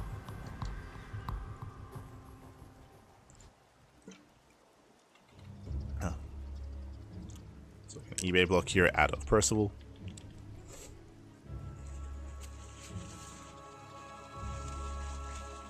And once again, welcome to Tourmaline. Tourmaline is one of the smaller maps in the map pool, has a very open entrance to the natural, very open entrance to the 3rd base as well. All ins are heavily favored here. This goes both ways, so we're expecting to see hyper defensive play at a Max Packs to defend against an all-in, or something more aggressive to be the aggressor himself. One or the other. We don't expect hyper greed. We don't expect like 2-gate blink into a 3rd. We don't expect a Stargate opener. Should be leading away from that, as Max Packs is forced to expand at the unnatural natural. You can see here the eBay has plenty of progression. Max Packs was late to check, and he's forced to expand here on the left hand side. Max Packs is now vulnerable. Okay, so far so good for Percival. Behind the CC on the high ground, there is the cancellation of the eBay, gets a refund.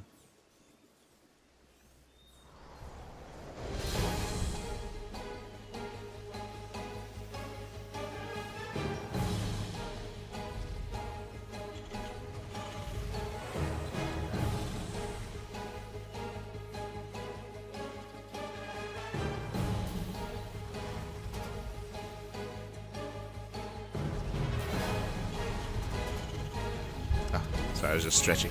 Don't forget to stretch. Don't forget to stretch. Posture check in the chat. Check your postures. No slouching. No slouching. Whew. As this is going to be a Twilight Council opener. Twilight Council here at a max. Percival setting up in the main. And again, we're waiting to see the gateway counts. We want to see the gateway count at a max. We want to see the tech, or the add-ons, I should say. The add-ons for Percival. Going for his 1-on-1, Tech Lab is on the way. Do we go for another Cyclone drop? Do we go for an add-on top instead? As Reaper does confirm the Twilight Council. Second gateway in the main. So he's getting a second gateway.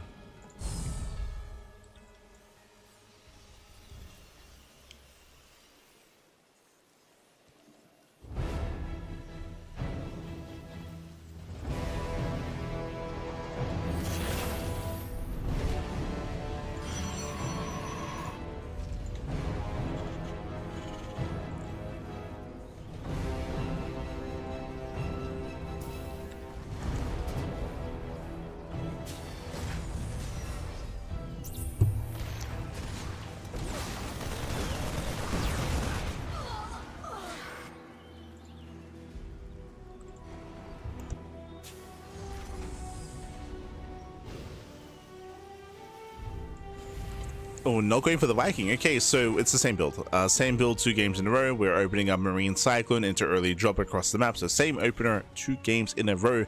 Followed by the tank production, followed by the what should be Raven play out of Percival. So we'll see if we can have a little bit better success. The Cyclone is spotted. Percival takes down the Adepts, but Max he will intercept. We do get the lock on, but the lock on is broken. Shield battery is done. Percival does have the high ground, and he actually does pivot over towards the right hand side, going for the main.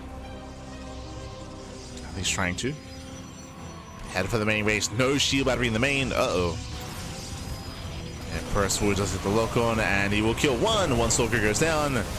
Gets 1, gets 2, gets 3. Oh my god. Yeah, very nice trades. Very nice trades. Takes down 3 Stalkers. Percival does pull away, and he's reinforcing with Marines and tanks. And behind this time, not Raven, going for Banshees. Oh no! Ooh, Medevac gets hunted down. Medevac does fall. Percival gets to pull away at the same time. Tank does siege, but is he overextending? The tank is exposed. It's an expensive loss.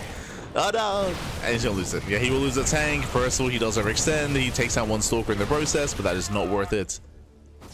That is not worth a tank. Ay, ay, ay. Honestly, the Cyclone drop was pretty good. Like, he was trading well. Up until he lost the tank. As Percival, he has to pull back. Percival is contained. Wants to be active with those Banshees. How are the Banshees revealed? Banshees revealed defensively. Max does contain, and now he's getting his 3rd base. How many gateways? He's on 4. He did it again.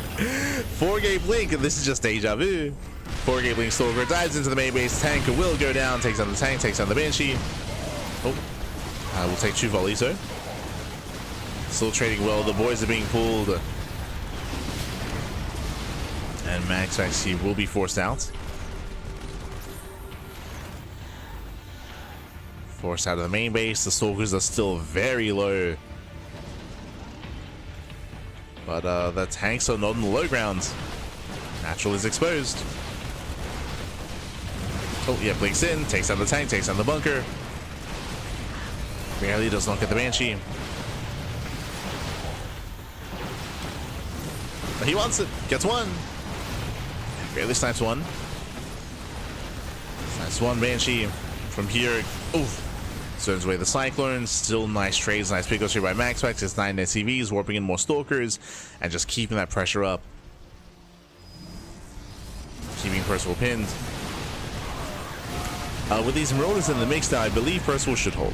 Yeah, he has held. He's got 2 tanks, got his Marauders. Does ever extend? No! The ever extends. Percival fighting out of range of his tanks. Do you see a big rotation? Tanks are out of position, which means we can go for the add-ons. Go for set add-ons. Too late though. Yeah, MaxPax was too late to get in position. Percival, he does hold onto his main. But it has been a shaky defense. MaxPax is already on 3 base saturation. 4th base is already on the way. From here, MaxPax building up into Colossus. Getting some safety immortals up and running. +1 attack. Settling in. Yeah, gets 2 more CVs. And Percival's just had a very hard time here. Just trying to get a 3rd base. A lot of it came down to Percival losing that 1st tank. Imagine the defense with an extra tank would have been so much cleaner. As Percival moves out, MaxPax moves in. That should be a tell. There's an observer here that sees everything. And Percival should be aware that there's an observer somewhere.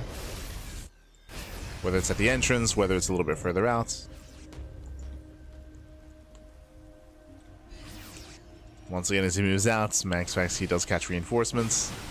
Getting a tank! Oh no! Tank goes down and Percival does not turn around here. He refuses. I would not turn around, not like this. We're going for the base trade, baby. Let's go. And remember, MaxPax can always recall. You can always recall back home. Gets into the mineral line, cripples the economy. Percival, he's all in. He'll lose a tank. GG gets called. Percival, he is pulled apart. And MaxPax will take the series 2-0. GG.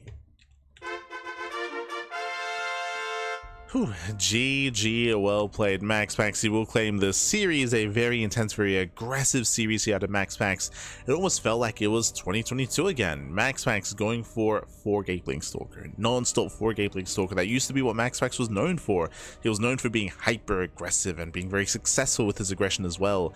Of course, the meta did shift away from that for a long time, and it's been a while since we've seen a 4-gate Blink be regular in the meta, but hey, we saw it twice here. We saw it twice, and we have been seeing it a little bit more often in recent times. GG.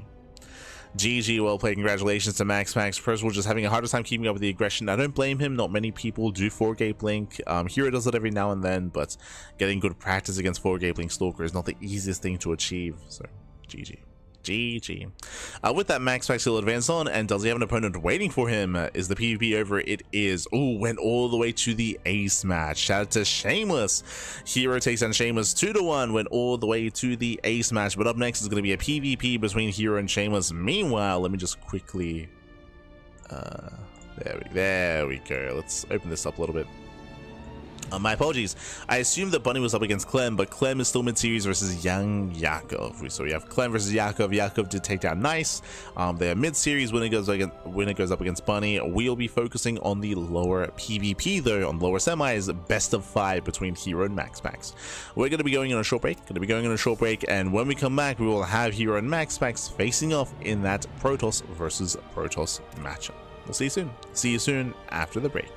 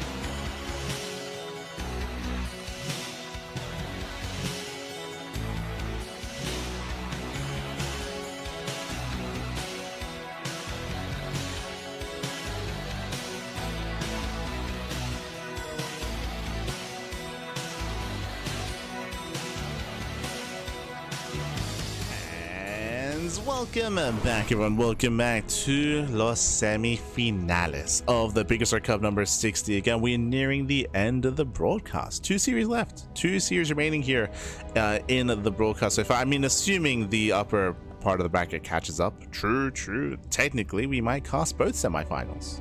We might have 3 more series left. It's hard to say. Exclamation mark B in the chat, if you want to have a look at the back yourselves. I believe Clem versus Young Yakov is still ongoing, and the winner will face off against Bunny. But now that we are jumping into our PvP and spawning in the top left-hand corner, we have the red Protoss player. We have the Danish Protoss representing Sastorm Gaming. It is MaxPax.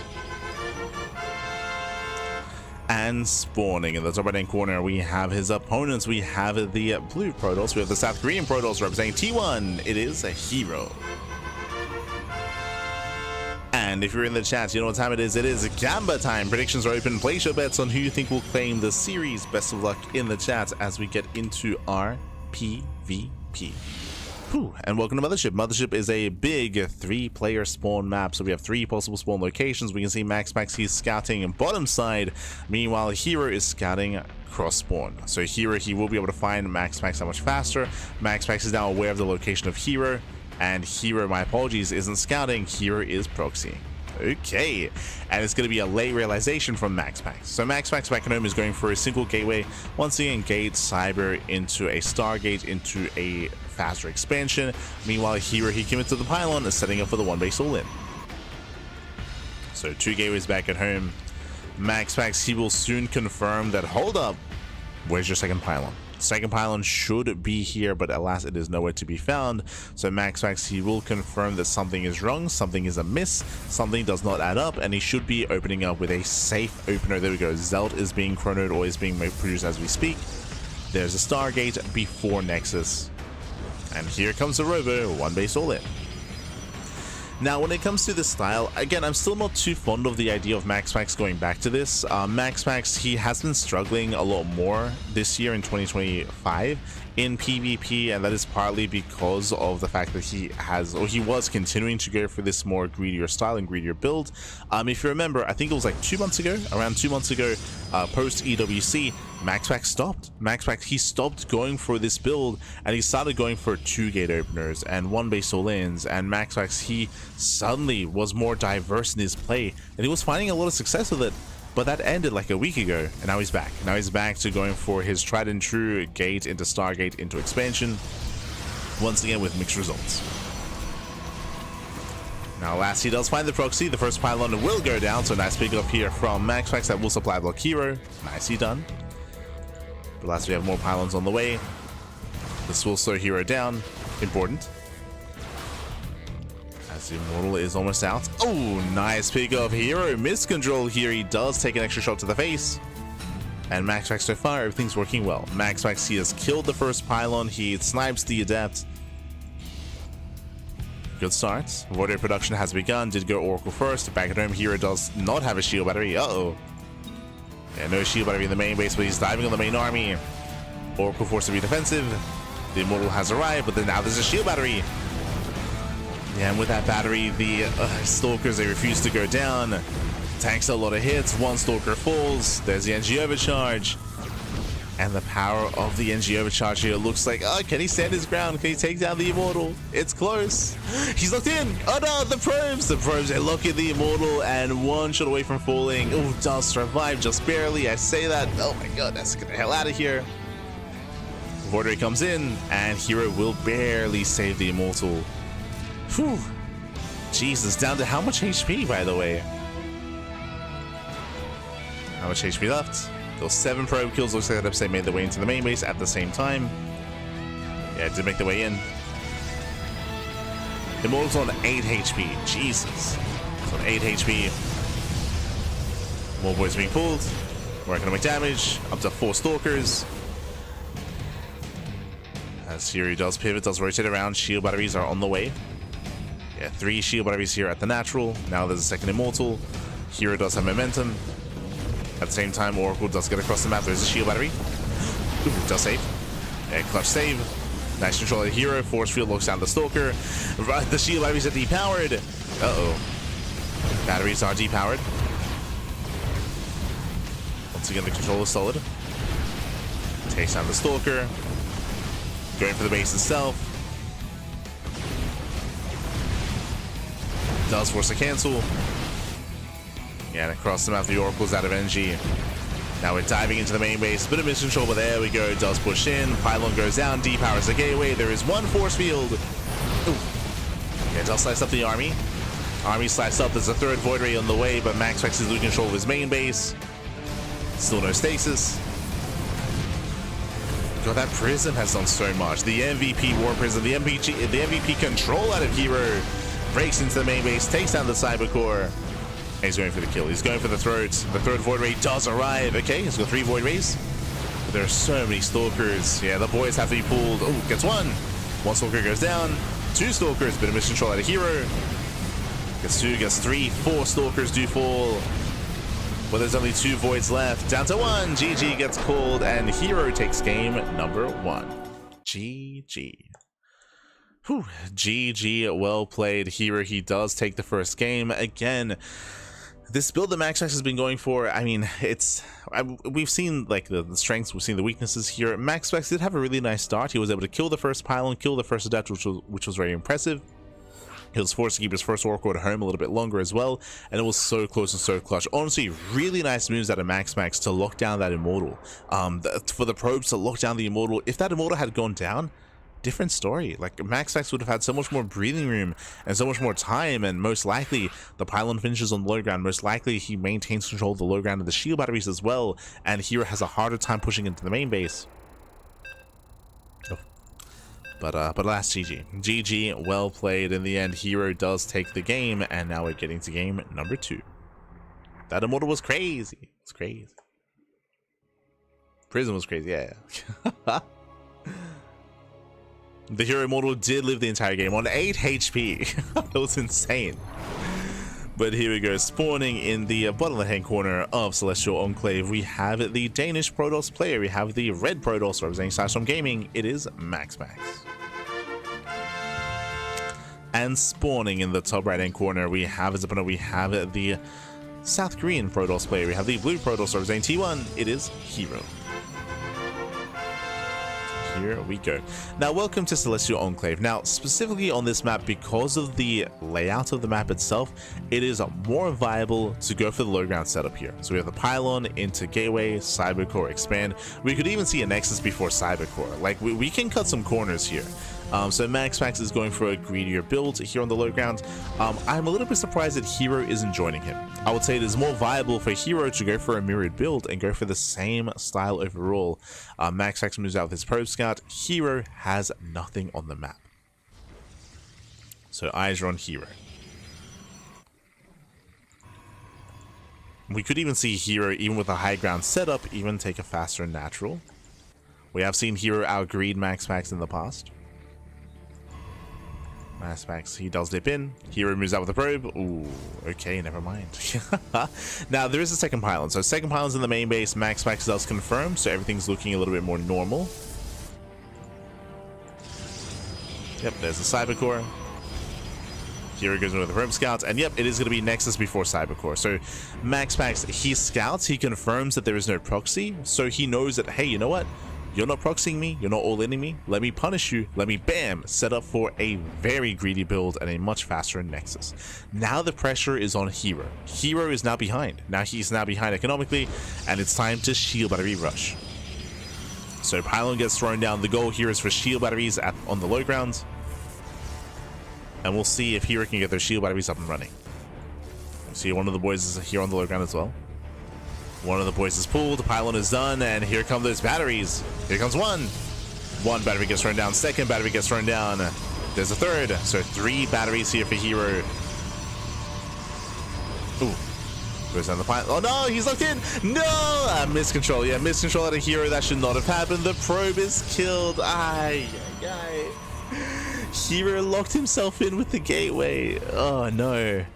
And now suddenly it's only going to be 2 gates. Sorry, 2 shield batteries. Yeah, he had to cancel a shield battery. He canceled a shield battery trying to get out, so only 2 batteries left.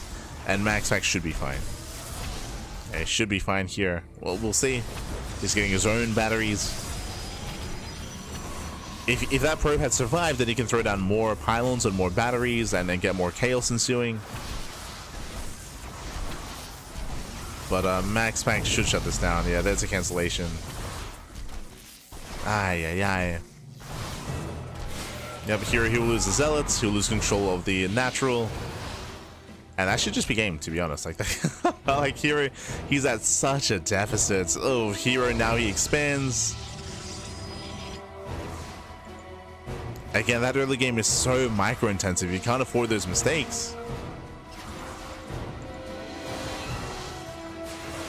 Here he's trying to break down the front door. If Tortups make it in, then he can wreak havoc. Oh. It's gonna be shade force away. Gonna be force to shade.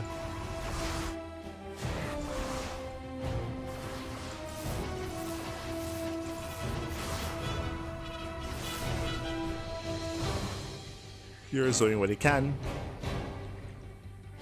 Trying to get into Phoenixes, but again, MaxPax has the superior economy for quite some time. Has the economy, has the mining.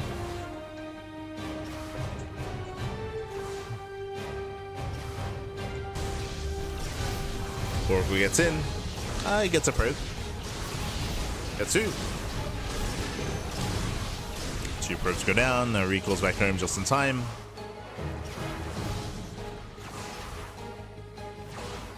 Just being annoying and getting one more worker. So 3 probes go down. Again, hero's already down 10 workers. He's already behind economically. These losses are even more brutal for hero. Even more brutal. And we have a... How's it shameless? We have MaxPax going for the second Stargate and into Mass Phoenixes. Mass Phoenix is on the way. You can see hero opening Phoenix but trying to switch into Blink Stalker. There's going to be a window in time where hero doesn't really have Blink or Stalkers to work with. Again, in the mirror matchup, it's just so difficult to recover from this kind of game state. There's a chance, of course, with like Dark Templar or outpositioning your opponents as well. True, speaking of. Hero heads into the main. Get some probes. 4 probes go down. There's a recall back home. Oh, God, never mind. As the Oracle gets 4 more workers towards the end, the Oracle finally goes down, but did equalize the damage that was dealt, and MaxPax, his third base is halfway done. It's halfway done.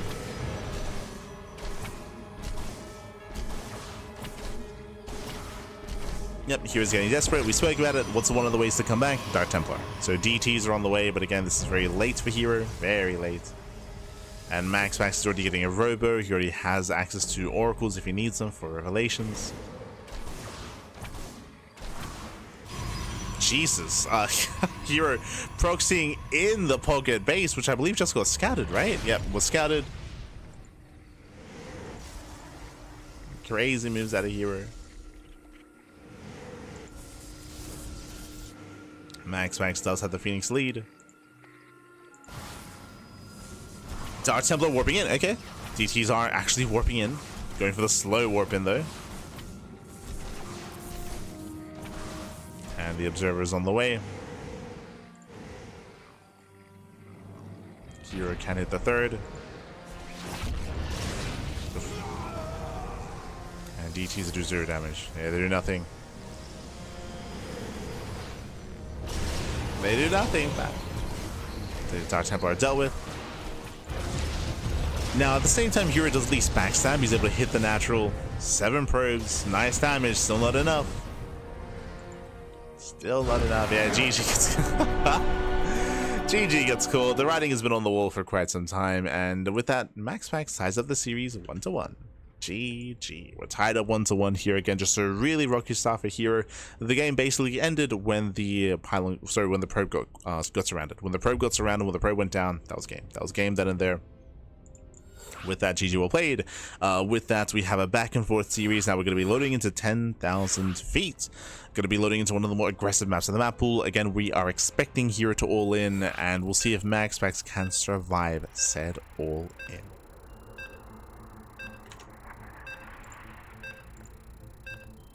We'll see.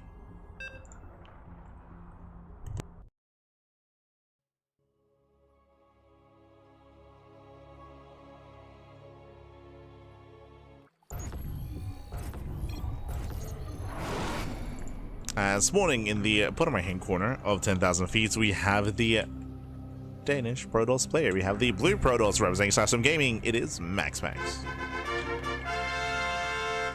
And spawning in the top left hand corner, we have the South Korean South Korean Protoss player. We have the blue Protoss representing T1. It is herO.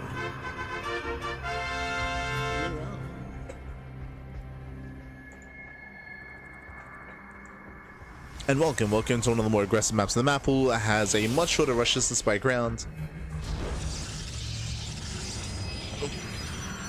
I believe shorter than any other map in the map pool, just barely. I think it's shorter by 2 seconds compared to Ruby Rock.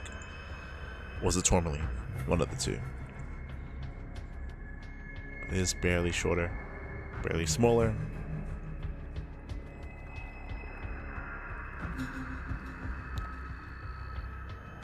And we'll see if herO does commit to a proxy. We're expecting it. We're expecting an all-in out of herO. But again, herO, he has been known to outgreed MaxPax. So he's been known to mind game MaxPax as well.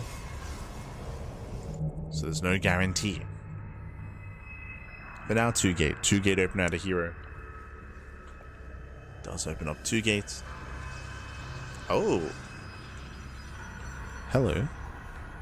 What's going on? Probes on the low ground.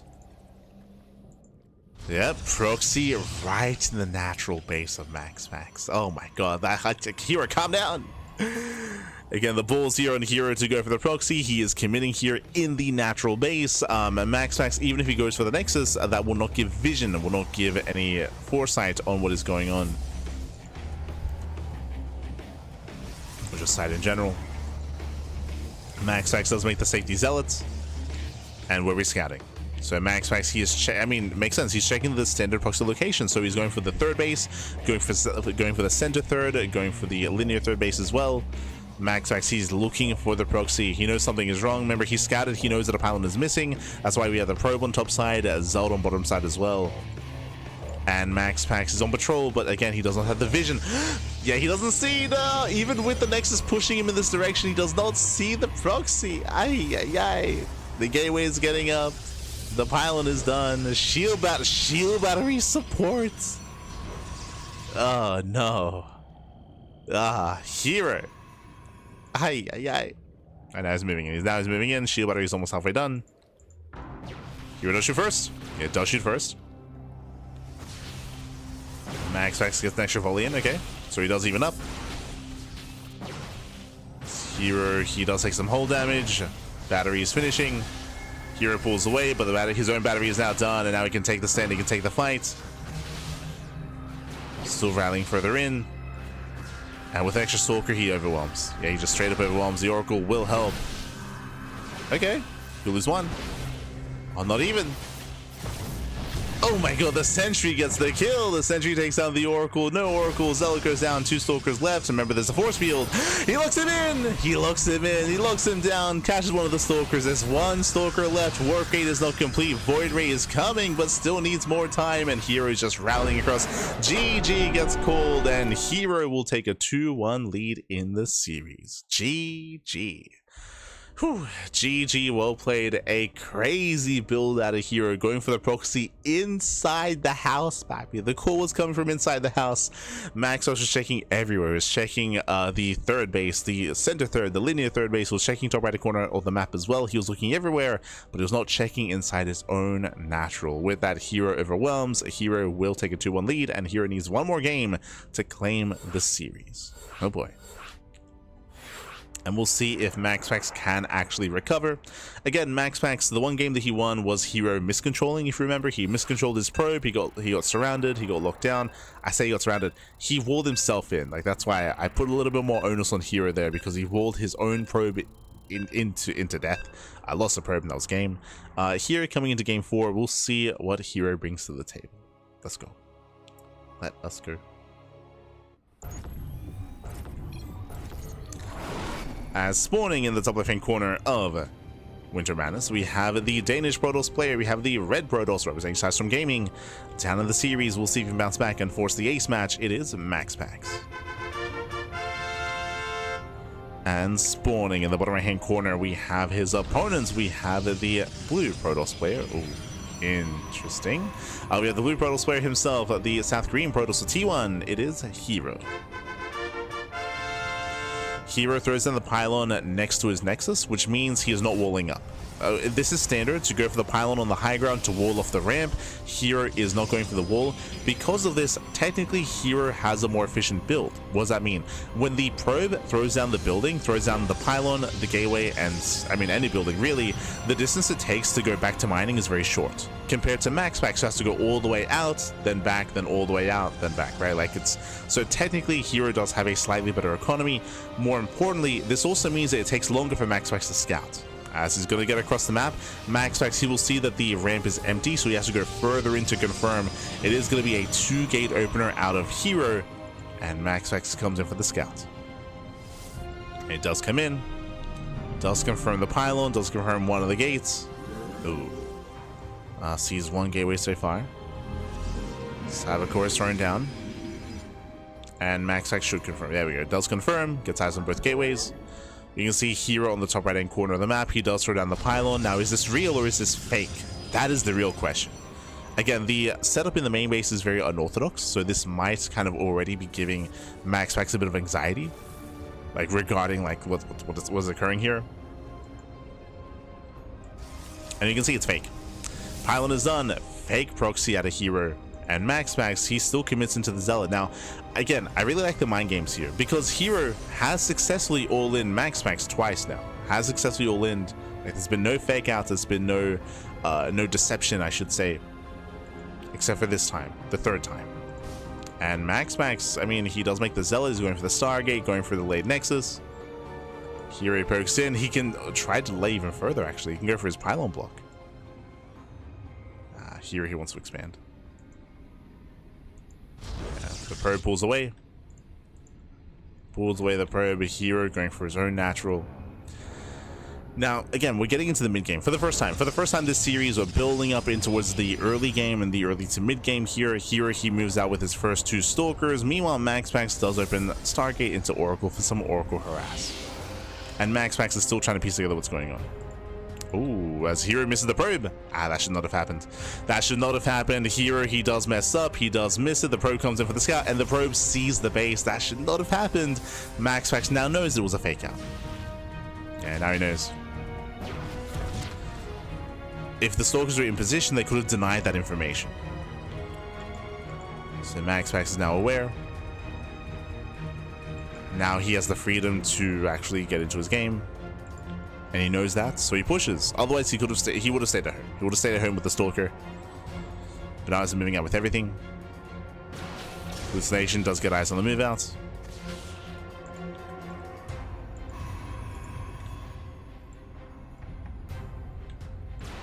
Oh. Stalker does take 3 sorry, the Oracle takes 3 volleys. We'll lose all the shields. Doubles back around into the main base as 2 Stalkers in position. Oof, and that is whole damage. Yeah, that is whole damage on the Oracle. Whole damage on the Stalker. MaxPax overextends. That should not have happened. Yeah, that should not have happened here. MaxPax does overextend, taking a lot of damage. Losing the Stalker, losing the Zealot, taking whole damage on the Oracle. And behind this is getting to Phoenix production, but the pressure is on.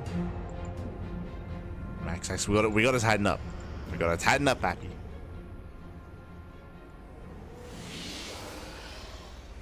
Okay, does pull away. Thankfully, no damage on the Phoenix. The Oracle does pivot back around, headed for the mineral line, but the last Stalkers are ready. And once again, we'll strip away its shields.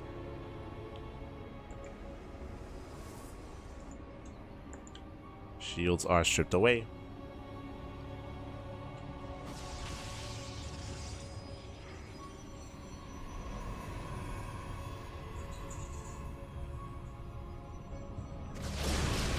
Oh, going for the dive. Okay. Does attempt to. He's going to get 1, 2, 3 probe kills. Gets 4 towards the end and will get away. Nice dive here from MaxPax. This does make up for his earlier losses. But Blink is almost done. Yeah, Blink is almost complete. MaxPax is working towards Immortal production. He needs that Immortal. There it is. Immortal's being chroned as we speak. Here he's pushing. And there's a window in time here where MaxPax is vulnerable. He does have 2 shield batteries that will help, but he needs that immortal at the same time. You can see MaxPax is ready for another dive, for another counterattack. The mineral lines are exposed. Here he will lose probes, but here is all in. Here he's all in, he doesn't care. Probes are going down. Here he has nothing at home to defend. Here's pushing.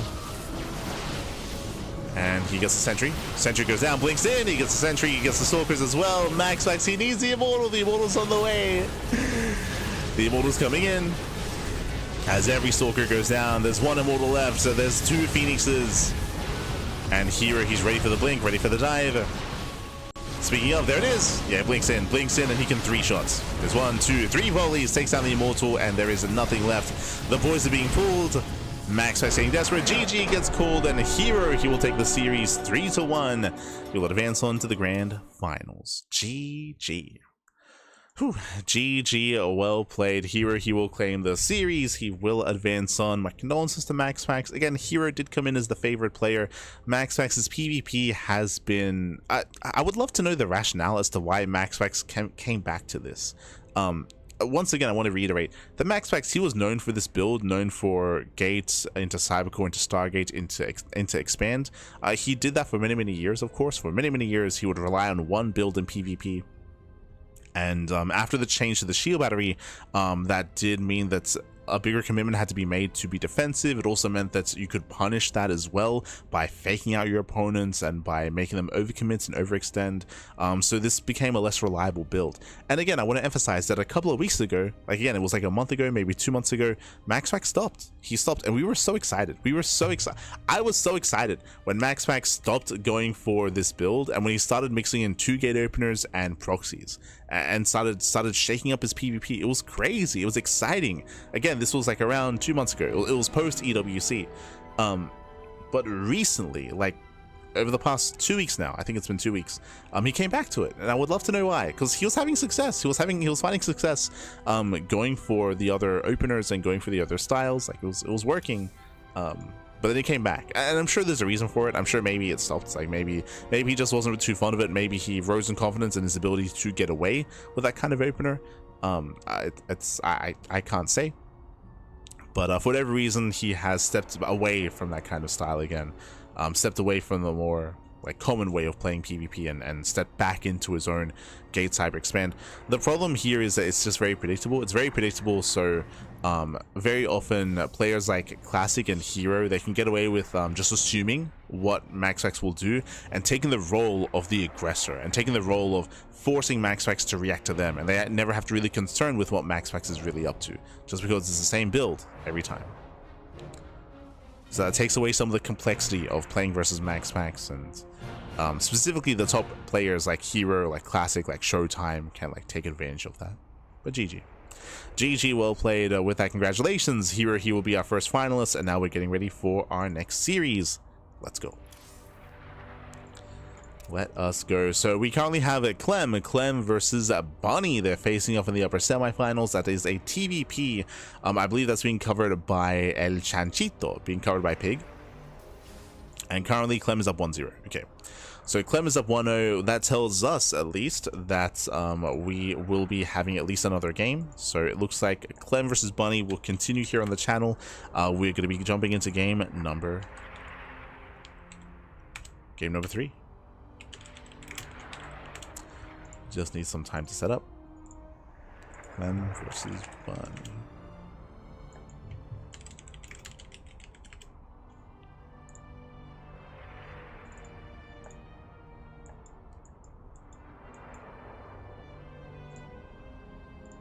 There we go. So again, Clem is up 1-0. We won't be able to cover game 2. Game 2 is currently underway, so we're gonna, let them, of course, get into game 2, referring to Pig. Meanwhile, we'll be jumping into game number 3 at least. And yeah, so regardless of how game 2 turns out, there will be at least a third game, as this is a best of 5. herO versus Clem would be crazy. Yeah, it's always fun. herO versus Clem is always a little good fun. Potentially herO versus Bunny as well. True. Wouldn't be opposed to it. But for the time being, we're going to be going to a break. We're going to be coming to a break here. It is going to be a bit of a longer break because we have to wait for the game to conclude. So it's going to be like a 10-minute timer. Shouldn't be too long. But take this time to get some snacks, get some food, get some water, drain your disruptors, massage your marines, and we'll see you guys soon with Bunny vs. Clem Game 3. See you soon.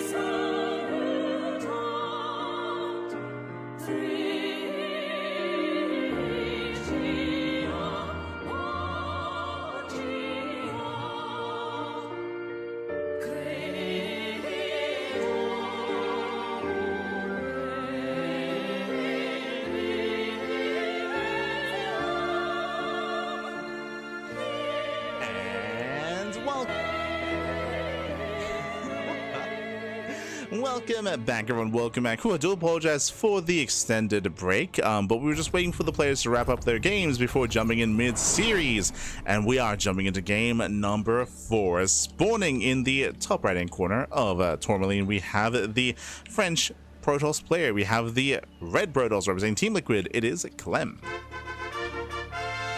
And spawning in the bottom hand corner, we have the blue Terran player, the South Korean Terran. It is Bunny for Team Falcons. And if you're in the chat, predictions are now open. Place your bets on who you think will claim the series. Best of luck in the chat as we get into our TVP.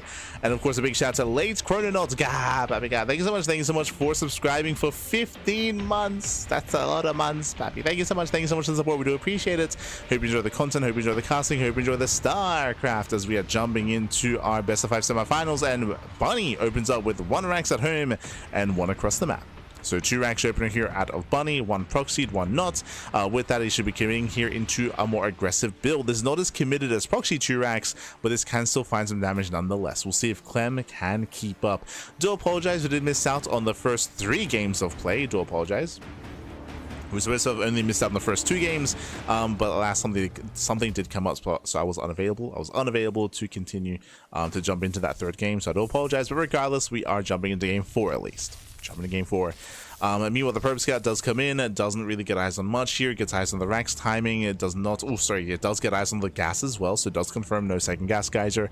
And we have Clem opening up with no concern. With no concern in the world. We have Proxy Marauder at a Bunny. Let's go.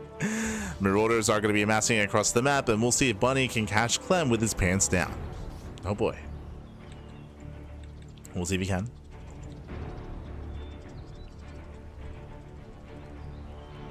As Marauders are amassing, Marauders are building up.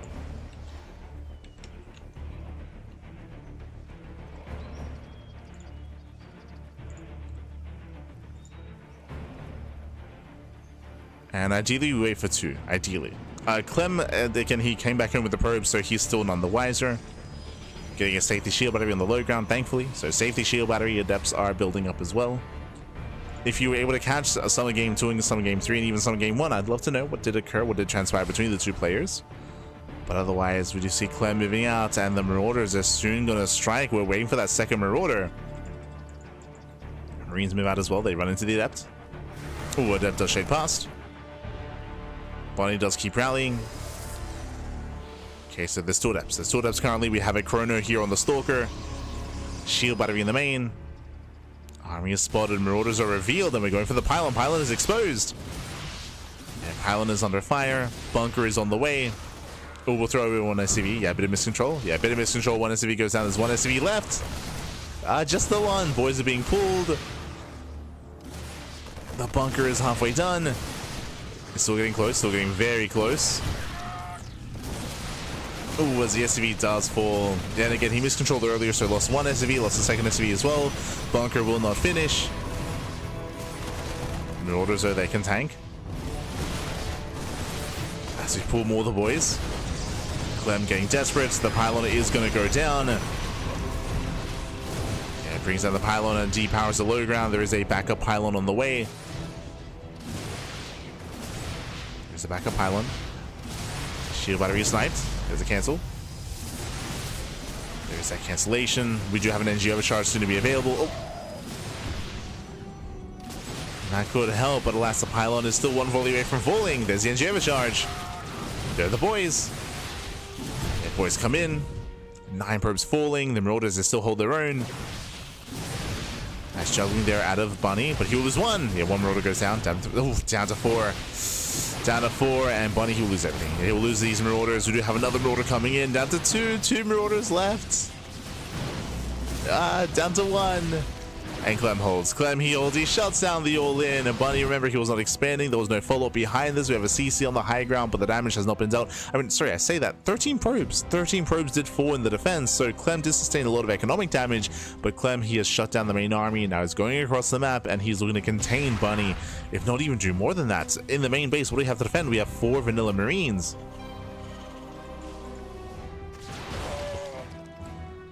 As Clem, he picks away at the Marine counts. Has to be careful. Does face check. Face checks up the ramp. Nice shuffling of stalkers. And Bunny holds. Bunny, he holds on. Now it's time to expand.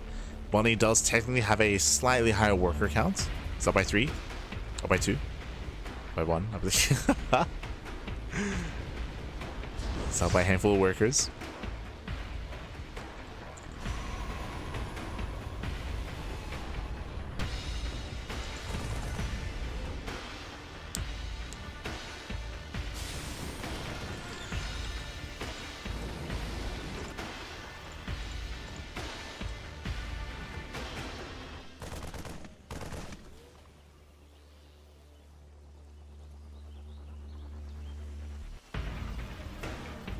Alright, he's up by a handful.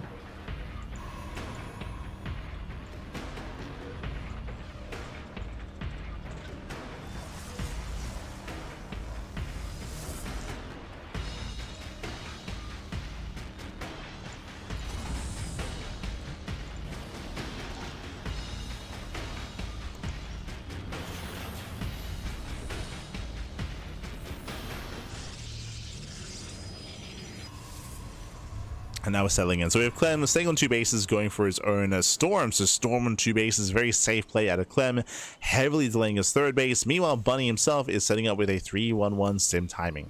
Now, Clem, the purpose of staying on 2 bases like this, ideally, he is expecting Bunny to be all in, to go for a 2-base all in. So Clem would be ready with Storm in time for the 2-base all in. If Bunny were to expand, then Bunny can take a lead from here and get further ahead. So we'll see where Bunny takes us. Where are we headed? Where are we going? Where are we going?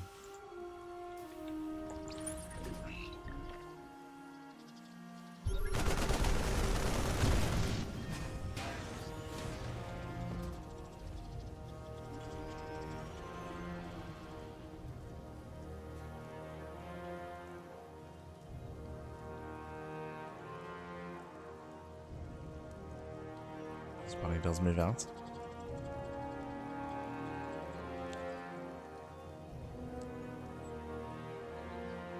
Bunny moves out. He rotates over towards the right hand side.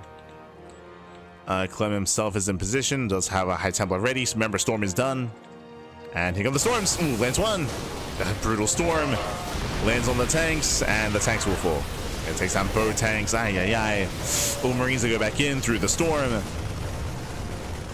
Heads through the storm. We have more storms coming. Okay, there's 2. So 2 storms left for Clem. His 3rd base is denied, and Bunny, we got to make a decision. Got to make a decision here. 3rd TC. I do like this.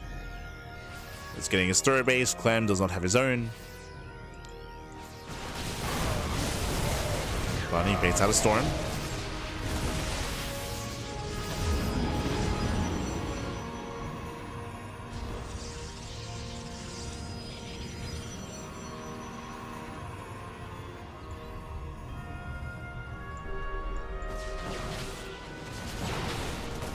Made it out. Dropping into the main base. So far, Clem, he's out of position. He has to rotate. So we do see a better trade here initially for Bunny. Does pick up a couple of warping in units, but now that the Immortal has arrived, Bunny is hit. Oh no! He has to get out of here. He will lose 1 medevac. Yeah, 1 medevac barely goes down. Storms are coming in. Don't want to waste it. Oof. High Templar exposed. Gets 1 Templar, and Bunny, is he pulling Clem apart here? Gets an Immortal. Nice pickups. And Bunny is popping up. Ooh. But he'll bleed out a lot in the process.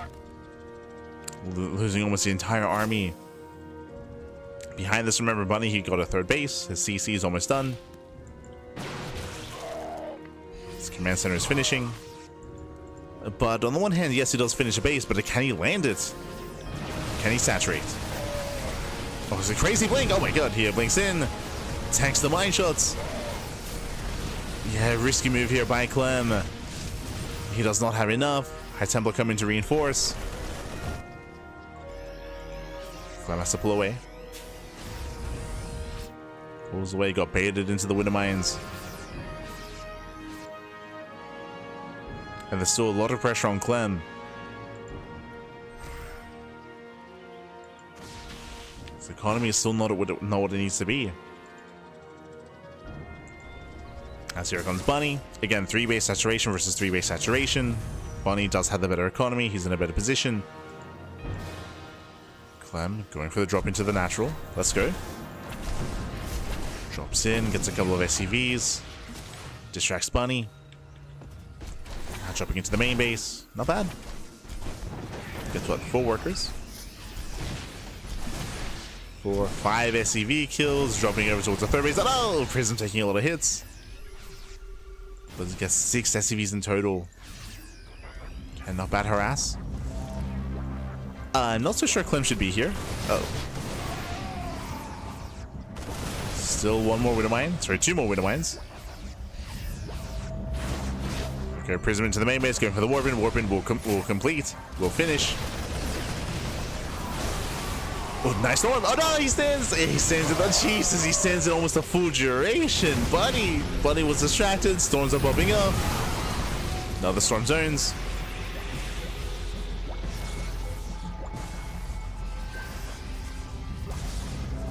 And hey, third base is denied. Nice mining at the third.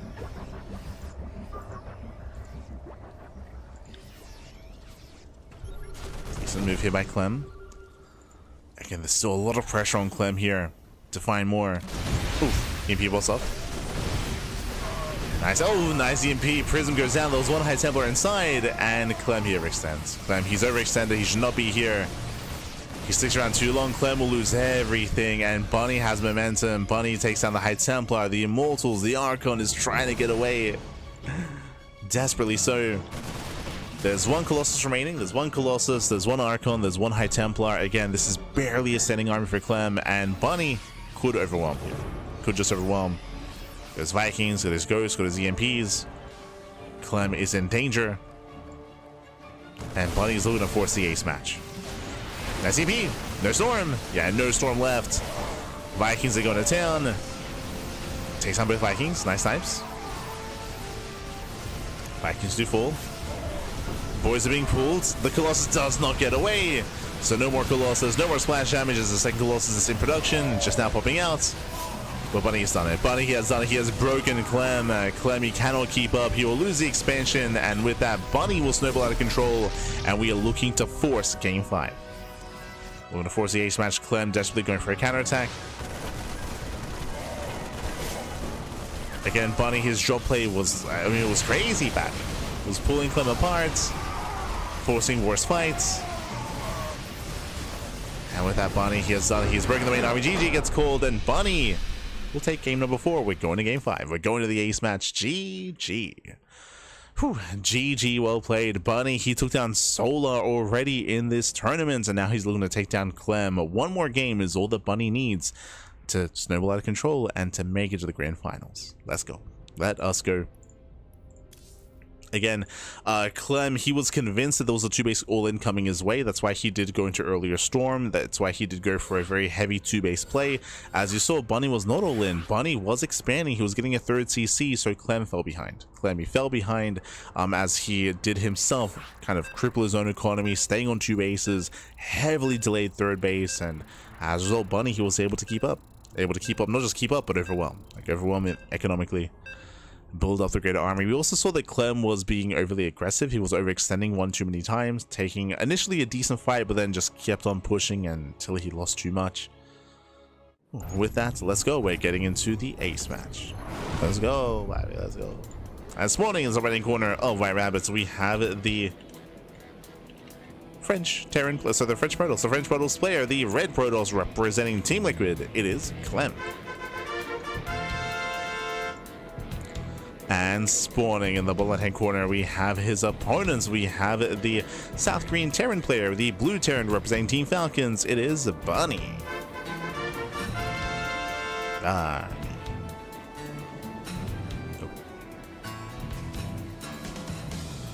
we are getting into our 5th and final game of the series. It all ends here. It all ends on White Rabbits. White Rabbits is one of the larger maps of the map pool. Very large map, longer rush distance by ground, and likewise a more defendable 3rd base and relatively defendable 4th base as well. So if Bunny were to play a little bit more macro oriented, I would favor that kind of play here for Bunny on White Rabbits, but we'll see. For now, double gas opener out of our Terran player, going for a faster factory, going for a delayed CC.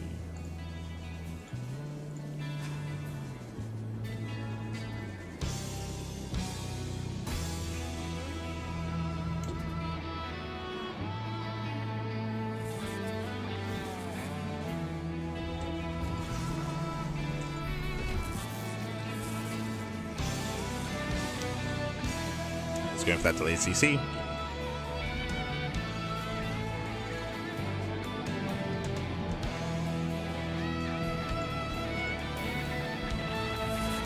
He wants to be on Clem to confirm what exactly is going on. And again, last game was a really chaotic game just because of the early marauder production, of course, the early aggression. Yeah, it was chaotic. True. It's crazy. And from here, Bunny can go into Reactor Reaper Hellion, he can go into early Cyclone drop, he can go for early tank push, early Banshee play, early committed Woodwind drop play as well. It's got options. Bunny does have options here. Again, TVP is typically very diverse when it comes to the early game from the side of Terran. Technically, Clem has options to go into a Stargate on White Rabbit, but he's not really that kind of player. He's not really one to go Stargate. He's typically more standard. Going to Twilight Council, Blink into a third is what we expect out of Clem. Now, Clem does have the option to cut some corners. He could delay his Robo and get a faster third base, so Clem could be greedier here. We'll see. Again, I wasn't here for the first couple of games, so if Bunny's been hyper aggressive, then maybe Clem feels a little bit too... It might be too risky to get a faster third base. It might just be safe again, or even overly safe. Hope that isn't the case.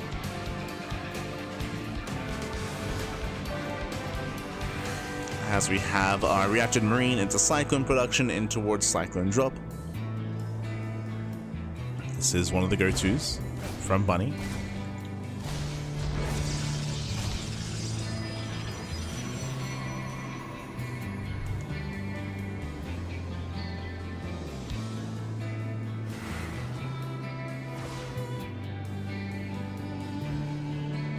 As Reaper is rotating, making its way into the main. So far, Clem is keeping up. We do get into the scout, we do get into the main base though. There we go, it does confirm the Twilight Council is aware of the upgrade, is aware of the blink. So Bunny does scout, you can see him hiding here in the center. Luna try to catch any stray stalkers, any stray units.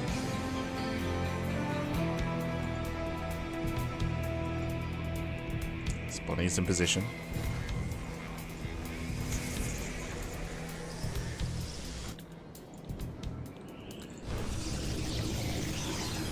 Position. We have 2 more gates on the way. That's going to be 3-gate blink into a Robo, so very safe. Sorry, 4-gate. Oh, okay, never mind. My apologies. 4-gate blink stalker, hyper aggression out of Clem, going for a very late third base, doubling down on mass blink stalker, and we'll see if Clem can make this work. We'll see if we can pull this off.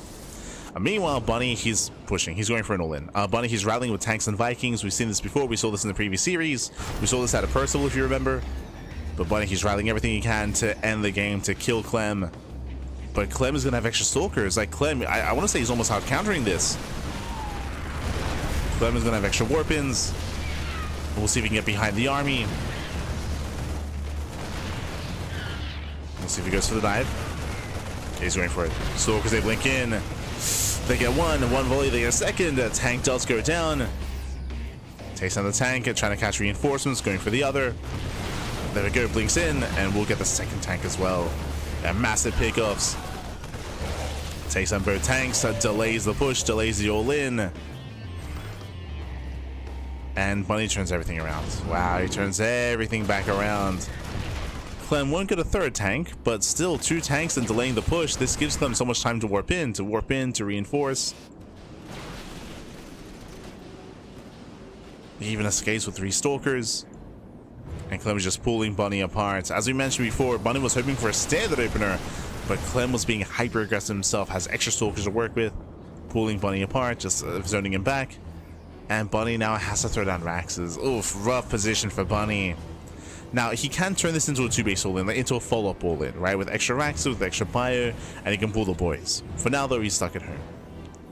Stuck at home, and this has thrown a wrench in the works of Bunny's build.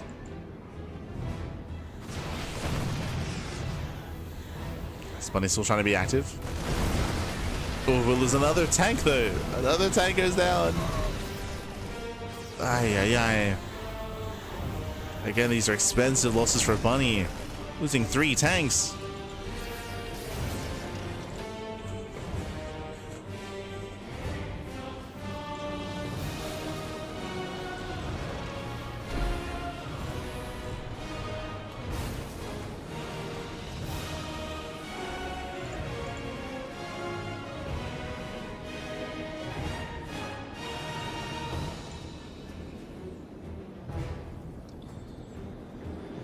Here he will lose his 3rd tank. Storm is on the way, 3rd base is on the way. Clem is getting further ahead.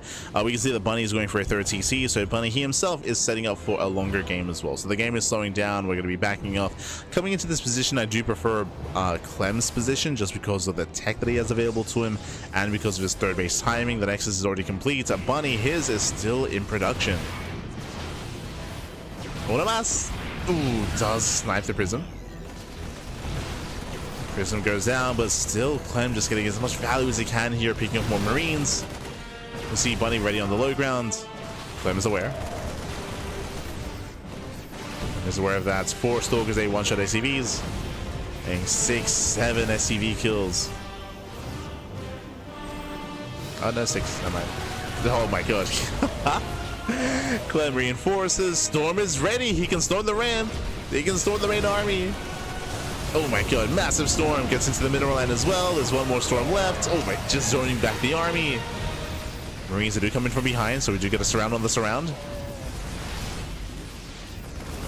Yeah, the flank gets flanked, but I think Clem has done it. Yeah, Clem has done it. He's just rallying across. GG gets called. He has broken Bunny, and Clem, he will barely take the series 3-2, advancing on to the grand finals. GG. GG, well played. A very chaotic series here, very chaotic game. Clem, he barely comes out on top. He will take it 3-2. Congratulations, my condolences to Bunny, as we could have very easily seen a Bunny versus herO XCJ finals, but last Clem, he does barely deny that. GG, well played. Clem, he'll advance on to the grand finals. It is going to be another TVP. We've had almost pure TVPs tonight, except for that one PvP in the semis, but it is going to be Clem versus herO in the grand finals. Let's go. Let us go.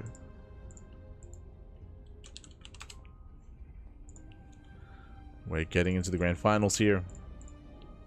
It is going to be a best of 5. For the time being, we're going to be cutting to a very short break. Going to be cutting to a short break here, and when we come back, we will have our next series. We'll have that finals. We'll see you soon after the break. See you soon. Bye. See you soon.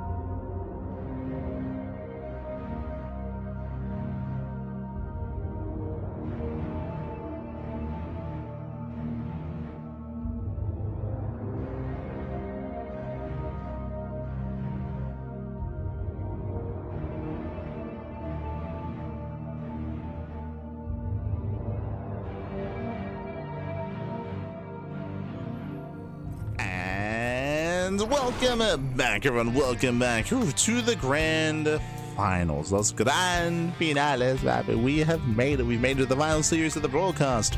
We've made it to our final TVP featuring the best players in the world. Let's go. Spawning in the bottom right hand corner, we have the French Terran player, the best Terran player in the world, representing Team Liquid. It is Clem. And spawning in the top left-hand corner, we have the South Green Protoss player. We have the Blue Protoss representing T1, arguably the best Protoss in the world. It is a herO. And if you're in the chat, predictions are open. Place your bets on who you think will claim the series, papi. Get your gamba going. It is gamba time. Best of luck. Best of luck. As we get into this best of 5, these two, they go back and forth. They do go back and forth. 1 week herO wins, another week Clem wins, another week herO, another week Clem. So it's a real gamba here. You know, it all comes down to who is feeling better on the day, who is more informed, who is less fatigued, who is who has peace of mind, who ate breakfast today. Who is at their best is what I'm getting at. Who is at their best? And even then, sometimes a little bit of chance as well. For the time being, though, we do have our standard opener. It is going to be double gas opener at a Clem, going for a faster factory. Welcome to 10,000 feet. 10,000 feet is a map that does favor aggression, and we do expect to see an aggressive build, an aggressive response out of Clem coming into 10,000 feet. When it comes to the meta of TVP, we have seen it shake up over the course of the past year of play. We've seen, what, 5-6 different metas. Currently, I will say that we are in flux. We do still see some aggressive builds, but we've seen less 2-base all-ins as of late and more mid-game play instead, even mid to late game, but it is very map dependent. Very map dependent. There are certain maps that do favor Terran coming into longer games, or other maps that favor Protoss. Coming into 10,000 feet, the rush distance by ground is quite short, and I would favor some more aggressive 2-base all-ins from the side of Clem. We'll see if he does embrace that here. We'll see if he does commit into some early game aggression, or if he slows things down into the mid game. Show us what you got. Show us what you got. So now we do have our initial opener. Reaper does move out across the map. We have an interesting SCV here. We're going for the proxy starport back at home. Add-on swap reactor to Hellion. Show us the starport. There it is. A reactor to Hellion into a Hellion drop into the main base. Proxy medevac at a Clem.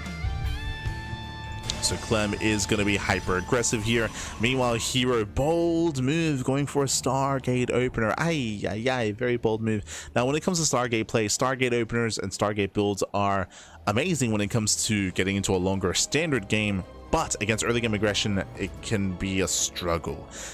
Phoenixes, they have a really hard time against a heavy bio count early on, like a 2-on-1, or a bio tank push, a bio tank all in, even as well. That is where they can struggle. This early on, we have limited Phoenixes. We have 1 Phoenix that's on the way, and we'll see if herO can defend against said Hellions. We'll see if he can scout. Based on the rally, he may even find the starport itself. It's gonna be close. The Hellions are building up.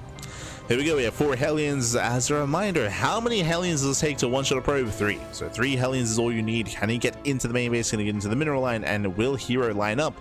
Let's go. As here comes the medevac. Here come the Hellions. Phoenix is in the main. We have 2 Phoenixes locked in, and they can lift some of the Hellions at least. They can lift. Here comes the drop. They drop into the main base. Hellions are making their way into the mineral line. 1 Hellion gets lifted. Oh no! The boys are being pulled into the Hellions! And this critical damage. Critical damage here. 8 probes go down. Another volley goes off. 10 probe kills. And we get another volley towards the end.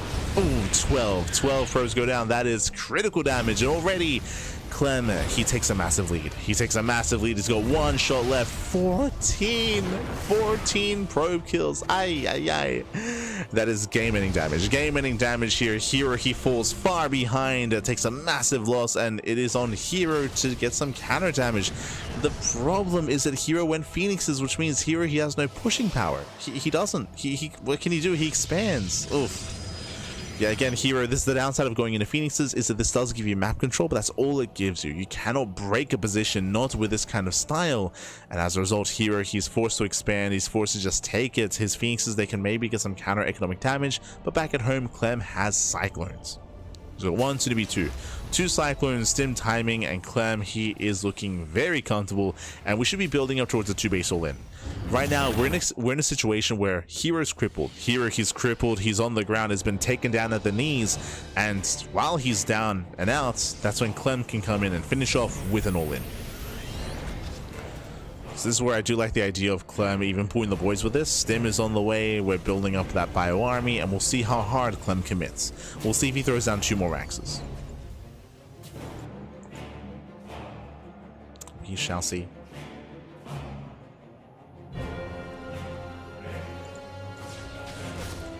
As Phoenixes, they do threaten a counterattack, but he's going to throw them away. Yeah, 1, 2 Phoenixes are thrown away. There's 2 Phoenixes left. I mean, there's not much the Phoenixes could do anyway, but miss rally at a hero. He face checks the ramp. He loses 2 Phoenixes already, and he cannot stop the push. No shot. We're still waiting for Stim. We're still waiting for the upgrades. So it's going to take a little bit longer here, but for now, we can see Clem is hunting down the Phoenixes. Hunting them down. Trying to catch him out. Here he has to be careful.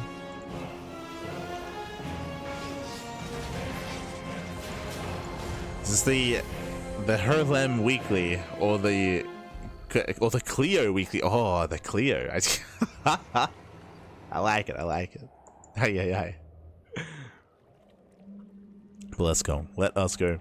As Clem does make his way across, lock-ons here on the Phoenix will not be broken, and the Phoenix, actually does break the lock-on, does get away. Does get away. Behind this, Charge is finishing up just in time. Okay, so Charge will complete. Charge is revealed. Clem has to get the hell out of here. He has the kite back.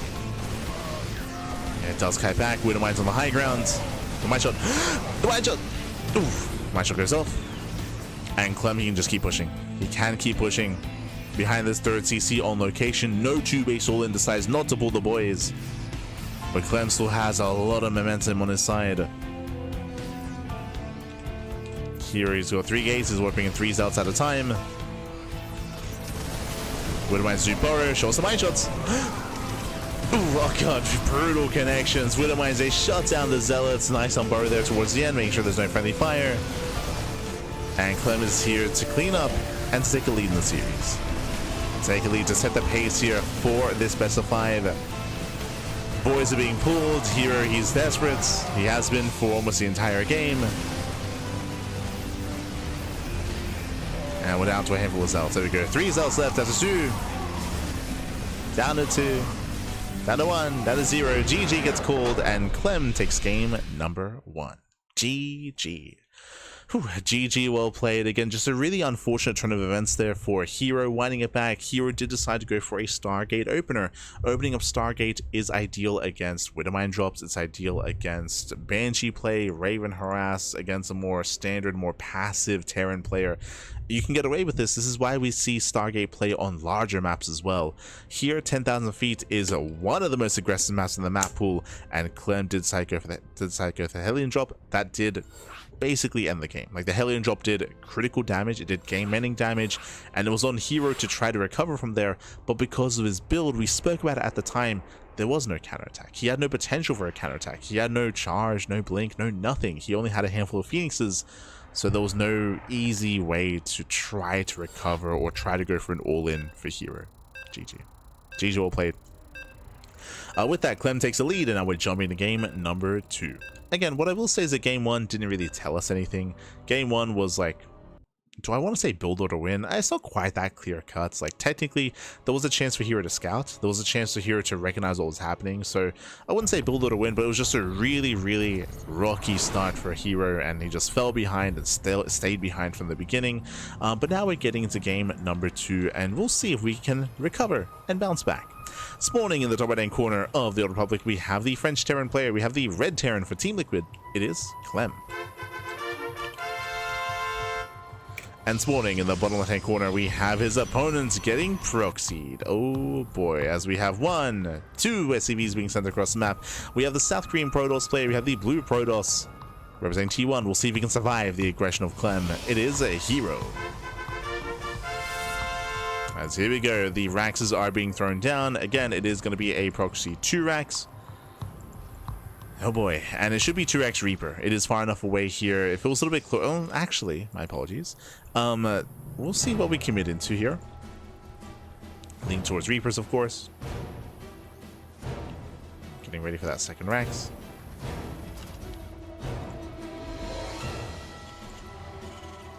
$501 odds, and I'm betting it all on Clem.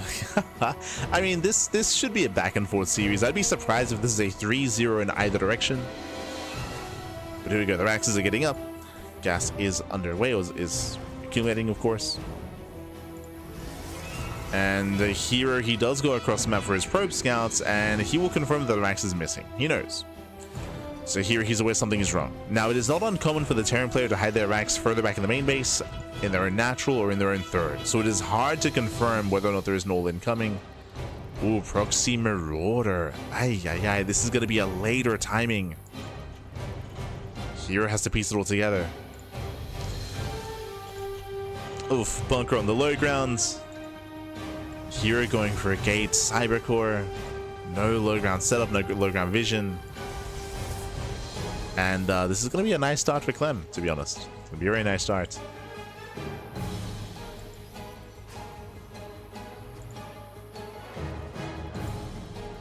Some Marauder is on the way. The bunker complete, so he does finish up the bunker. This is ideal for Clem. herO, he's setting up in the main base, safety shield battery in the main as well.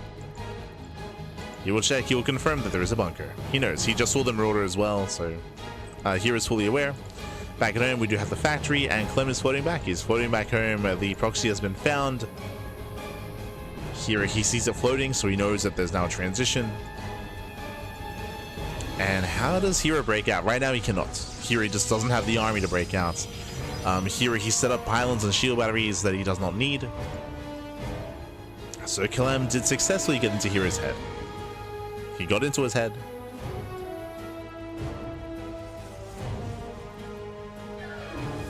Oh, okay. herO going for a hidden natural. Let's go. Here he does veer off towards the right-hand side. It does hide his base.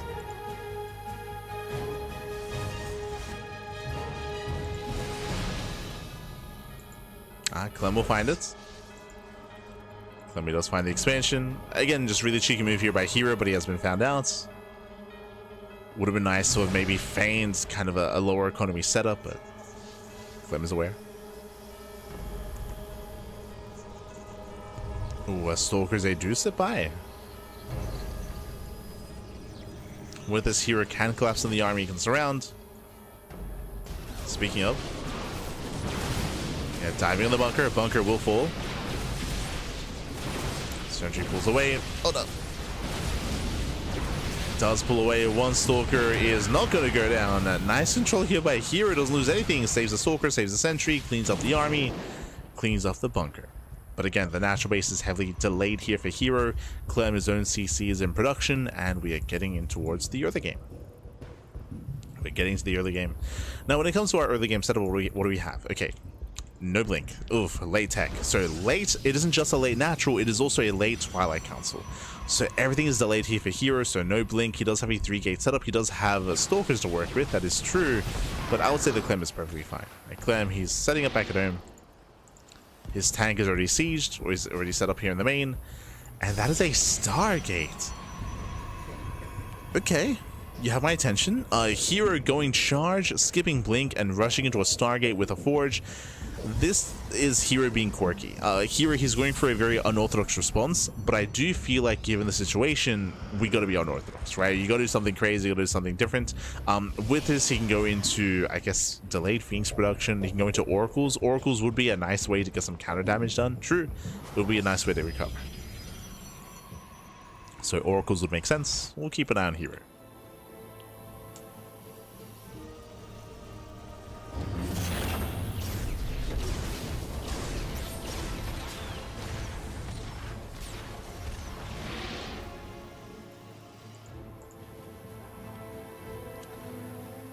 Why not a full ninja in the corner? As Complete said, going for the unnatural natural here is a way to get in towards a longer mid game.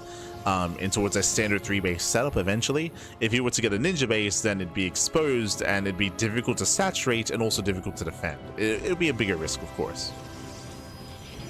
It would be a bigger risk. There are pros and cons to it, for sure. When it comes to like faking out and luring Clem into believing that he's further ahead than he is. True.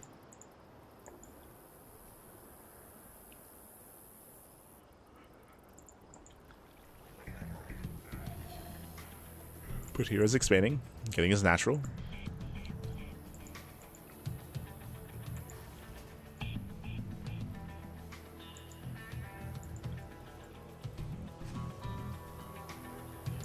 Getting his natural up.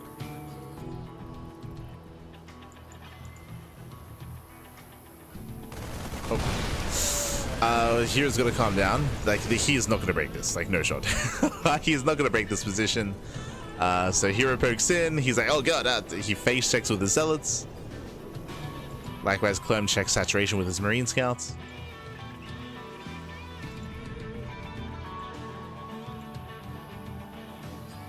From here, we're going to just calm down. We're going to build up. Phoenixes are being hidden. Never mind. The Marine scouts the Stargate, and he confirms all the Phoenixes.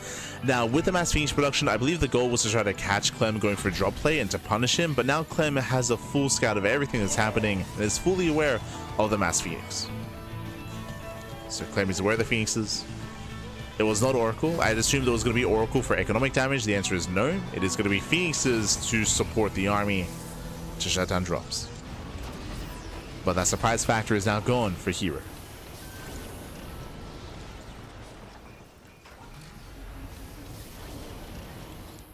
So Clemmy builds up his army. He's pushing. He is spotted by the zealots.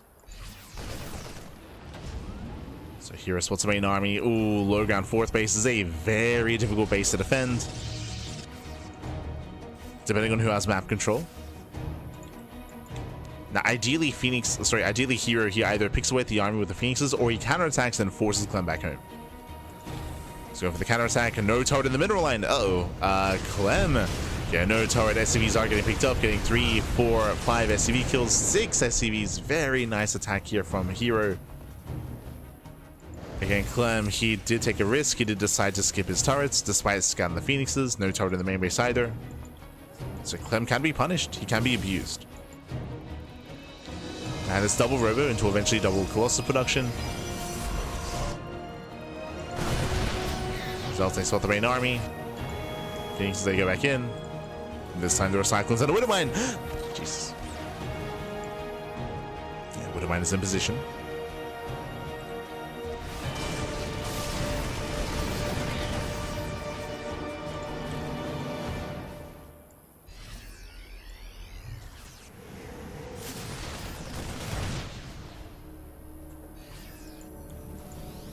As hero setting up, Clem he commits. That's a lot of Widow. Jesus, how many Widowmines does he have? 8. We got 8 Widowmines here with the main army. They're going to be ideal against the Zealots. We'll see how well they connect. Trying to force some friendly fire. Okay, yeah, drags the mine shots in. They get wasted here on the Phoenixes, and Zealots, they get a full surround here. Hero, he will clean this up. Very nice engage, and Hero, he snowballs out of control. He's rushing across the map. Clem, he will lose everything. Yeah, just a fumbled assault here from Clem. Yeah, massive blunder. GG gets called, and hero ties up the series 1-1. GG. Whew, GG, well played. Aye, Clem, his army was solid, don't get me wrong, but hero, he used the Phoenixes not to lift units, but to just bait out the mine shots, to force friendly fire, to drag the mine shots into the Marines, into the medevacs as well, and more importantly, ensure that Widow Mine shots did not connect with the Zealots. So no mine shots on the Zealots. We had 8 Widow Mines working for the Protoss there, and hero just engulfed the army. GG. GG, well played. Whew. With that, we are now getting into game number 3. We're tied up 1-1. Here we go. Is Phoenix range upgrade good for picking off medevacs? I would say no. That's a really big investment to go for. Remember, it isn't just getting a Phoenix upgrade. You need a fleet beacon for that. So you have to get a fleet beacon and you have to get the Phoenix upgrade as well. There's no real need for that. The Phoenixes on their own already deter drop play. You're already deterring drop play, so you're not really getting any real value or any added benefit by going to Phoenix range. and going for a fleet beacon, I would say it's a waste of resources. Specifically if your goal is to deny drops, because you're already doing that anyway. Already doing that. But here we go. We're now getting into our next game, going to be loading into Tourmaline.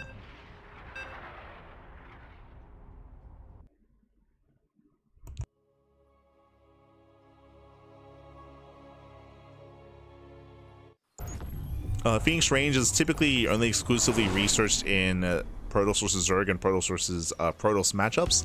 It's used in Phoenix Wars with Phoenix vs Phoenix. It's a big power spike when you're up against the same unit, of course, as you have extra range.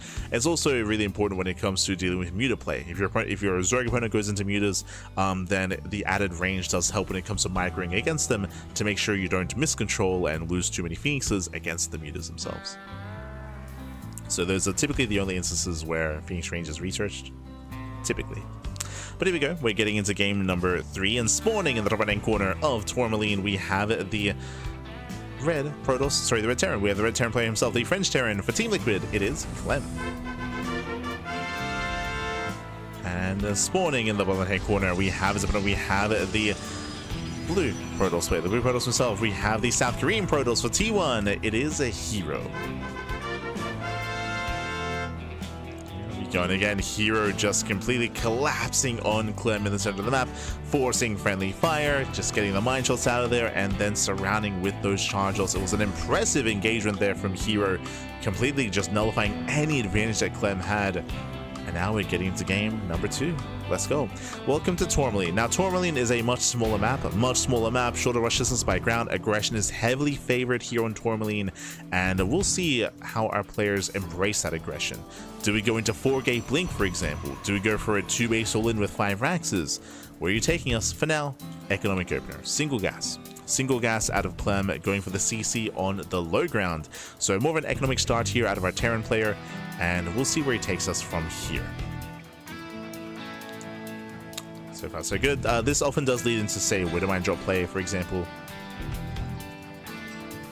We'll keep an eye on the add-ons, we'll keep an eye on the follow-up.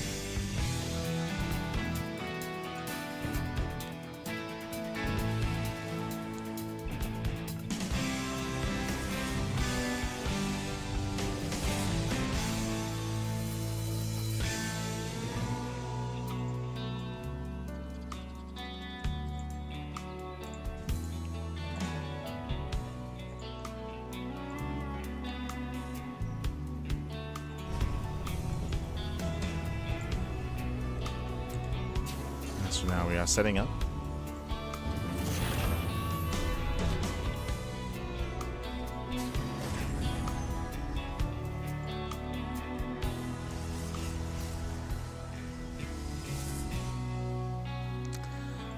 Now we are going to be setting up. We do have initial Twilight Council back at home for a herO.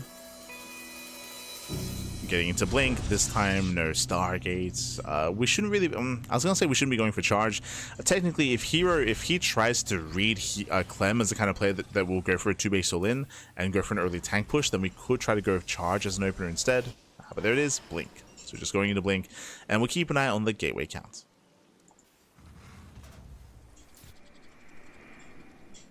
We'll keep an eye on the gateways. So far we have 2 gates on the way, with a 3rd one already done.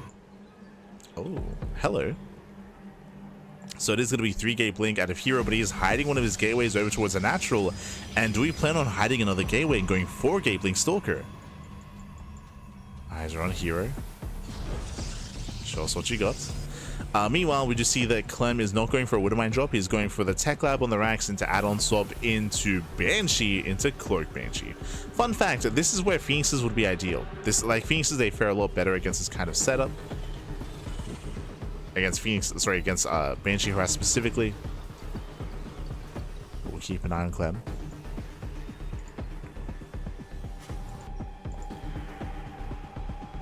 As a hallucination does threaten a dive. And we'll get a scout into the main base. There we go. Does get a scout. Does get eyes on the 311.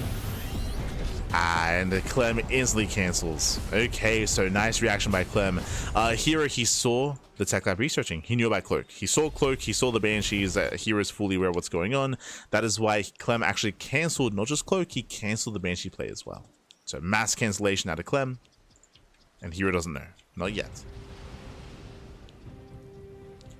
And you can see here, yep, safety shield battery in the natural, safety shield battery in the main base. These batteries will not be here if it wasn't for the scouts.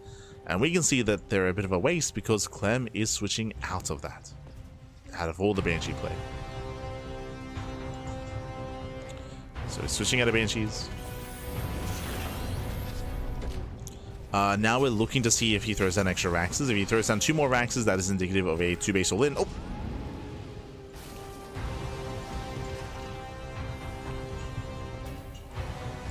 herO taking his own third. He didn't hide a gateway, so just 3-gate. 3-gate blink into a safety robo into a third base. So very safe play out of herO, very safe. We have a backup hallucination making its way across the map. Scout is denied. Does spot the army, but doesn't see much more than that. Now, because of the initial opener, because of the add-on swaps, Clem actually has a very low tank count, and it will stay low. He only has 1 tank, only 1 tank. So if herO actually did go for something like 4-gate blink, he could actually just bully Clem. He could have bullied Clem if he was being more aggressive. Alas, Clem gets away with it. And now here comes the stim timing. So a lot of Marauders. Stim timing is on the way. And here we go, the boys are being pulled. A 2-base all in out of Clem. He sends it, he commits. It does send the boys. Meanwhile, charge ults are amassing. We have Zealots getting ready for a flank on the right-hand side. Oof. Stalker goes down. And does herO have enough Zealots? That's the issue here. Remember, the rush distance by gun is very short in this map. It's very short. So less time to react. 1 Stalker gets picked off. Nice pick up there with the Cyclone. Zealots are going to be collapsing in. There's the stim. He does try to collapse in. The 1 tank should be focused down. Remember, it's only 1 tank. Only 1 tank, but that's a lot of bio. Yeah, so many Marines, so many Marauders. The boys are being pulled. The second Immortal barely pops out in time. It's going to be a tough hold. It's going to be a very tough hold here. As again, there's only 1 Immortal left. Just 1 Immortal. Oh my god. And it looks like Clem has done it. Yeah, Clem has done it. She just has too much bio here. Too many Marauders. Just a heavy Marauder count. Sarge steps in, takes down the pylon, catches out the Stalkers. Not enough Zealots. Immortal does fall. And here he's down to, what, 3 units. Down to a Zealot. Down to 2 Stalkers. Barely an army.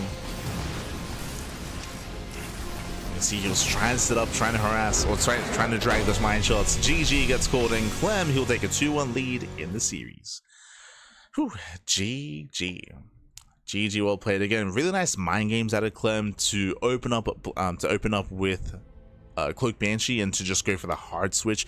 As soon as he got scouted, bam, cancelled. He cancelled, went for the add-on swap, it got out of Banshee play.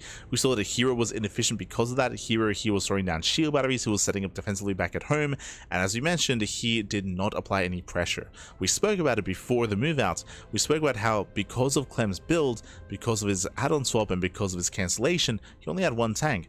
If we saw aggression out of herO, if herO applied pressure with his Stalkers, then he would have gotten damage done. And he could have even killed Clem if he had committed to extra gateways.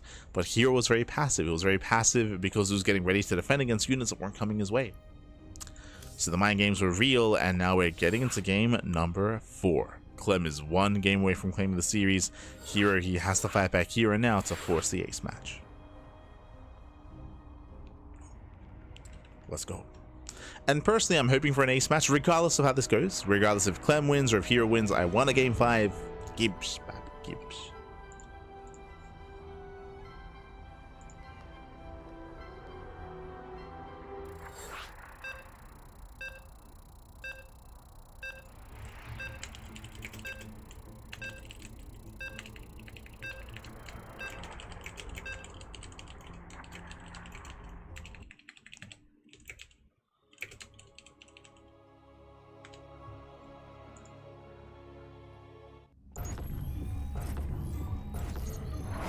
Here we go. Here we go. We're getting into our next game, and spawning in the top right-hand corner of Mothership, we have the French Terran player. We have the Red Terran leading the series 2-1, leading the series, and is one game away from claiming the series for Team Liquid. It is Clem.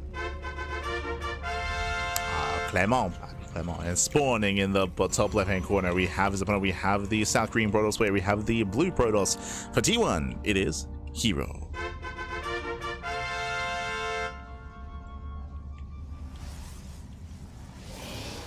Go.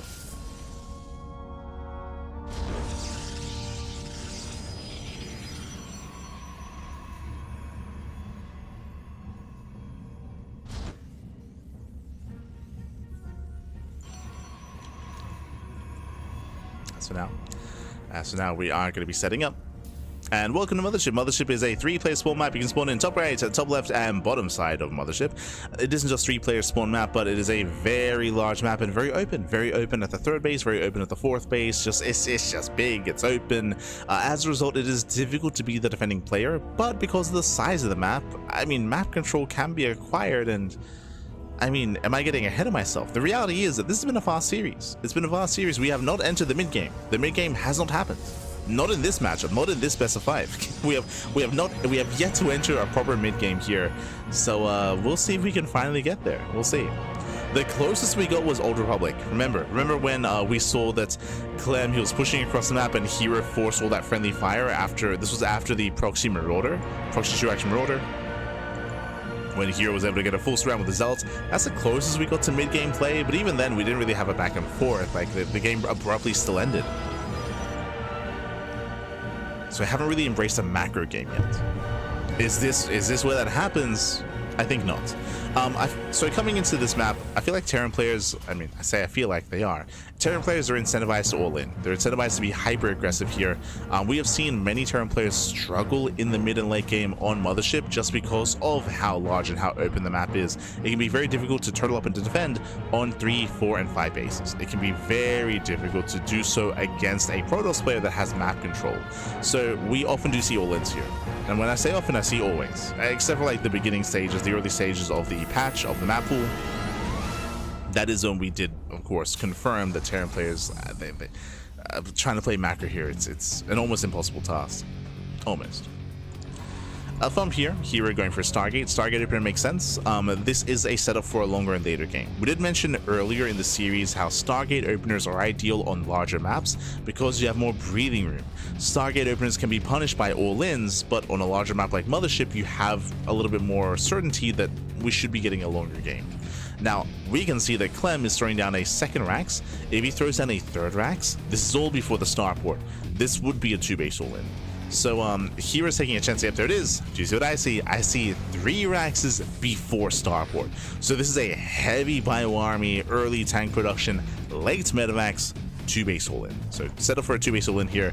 herO's in danger. He's in danger, and going for a Stargate opener like this, going into Phoenixes, will not help.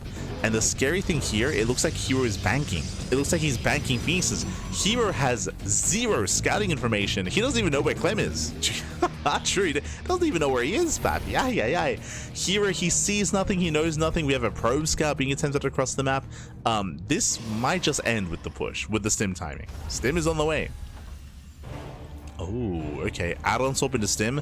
So we often see a lot of these 3 Rax 2-base all-ins with more tanks, with you get a 1st, 2nd, and 3rd tank, and then you have a vanilla bio support. Here we're switching into early stim production. Now here he does check the natural, he does scout, he does confirm where Clem is. He's still banking and holding onto those Phoenixes. And now he's about to reveal himself. He's moving out. Fun fact, still no starport. Remember, there's still no starport, there's still no medevacs, and there's a very high chance that we might never see a medevac this game. Oh, I say that starport now gets thrown down. Phoenix is about to reveal to Clem. He didn't scout the tech, but he's ready in the main base. Nice read here by Clem. And he spots the Phoenixes. Now he knows. Now he's fully aware of the build. And we get a full scouts. Big moment here. So the Phoenixes, they just saw how late the starport was, so he knows. Here he now knows how much danger he's in. He now knows that there's a mass marine coming his way. Charge will help, so he's going into charge. Warping in zealots. As we speak, he needs as many zealots as possible. All the charge lots. And we'll see if Clem pushes with his timing. What timing? We have stim, combat shields, and +1. Show us what you got.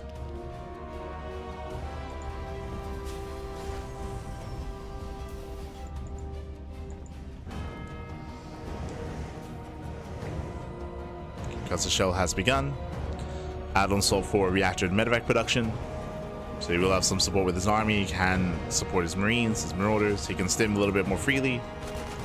This is going to be a later timing for Clem. And because it's going to be later, it means charge will finish. And he is expanding. Ooh, okay. So we did mention earlier that Phoenixes, they're built to gain map control. And that's what's happening here. Clem, he's contained and he's choosing to, I mean, he's making the decision here. You have Phoenixes, you have map control. I'm just going to macro from here. And I would say that herO is now in a better position. herO, he's now able to freely have his third base, get full saturation, work towards a fourth base as well. Phoenixes, they confirm the metamax, they nibble away at them. And this is just a really rough position for Clem. As Clem, he was set up for an all-in, and now that timing is coming and going. Or it's leaving, I should say. That window is closing.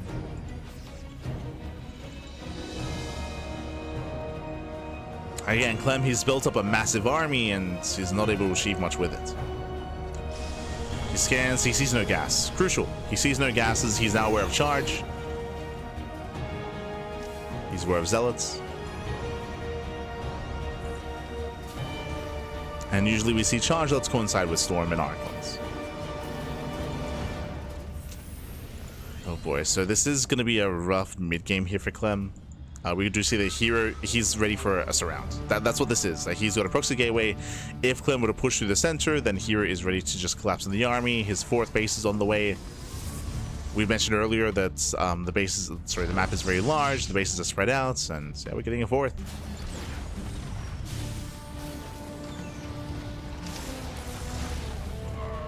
herO's looking very comfortable here.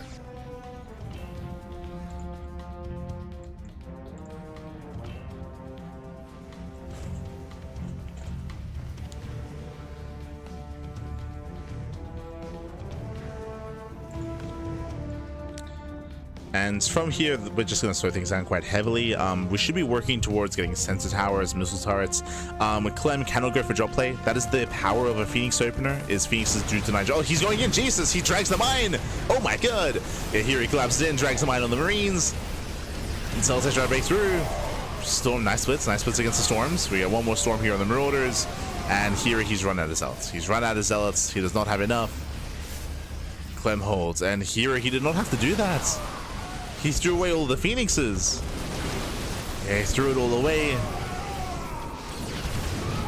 Again, here he was getting his fourth up and running. He can work towards a fifth base. He can max out. Here didn't have to attack. Oh, nice storm.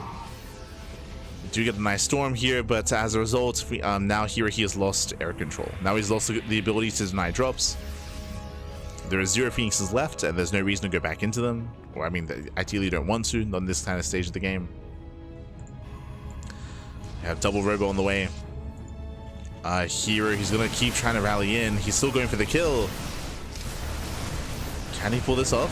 Mind shot. Oof, mind shot goes off. Very juicy connection. Yeah, juicy connection on the Widow Mines. Clem, he takes a better fight. herO, he's throwing away too much. He's throwing away everything. Oh no, down to 2 stalkers. We've been here before. I'm getting deja vu. Do you remember herO versus Beyond? herO versus Beyond, maybe like a month ago, like at the beginning of the season on Mothership.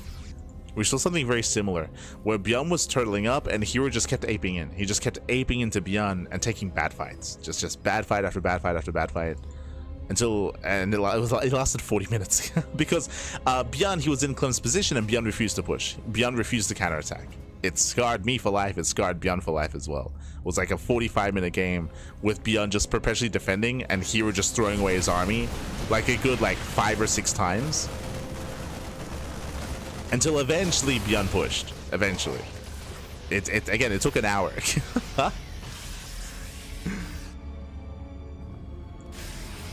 But I'm getting deja vu of that game.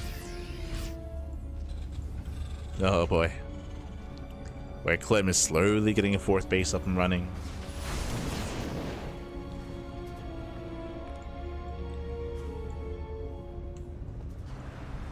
SCP. SCP shuts down the storm.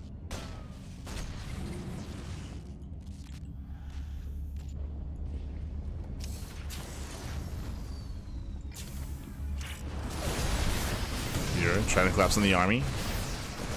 Emphasis on trying. So nice storm. Yeah, storms do connect.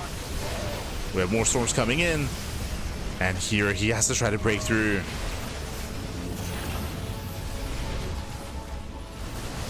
Here pushing forward, he does have, what, 4 storms available. We get some okay connections. As he's holding on to 2 more storms. Kills the CC, okay. Does kill the command center.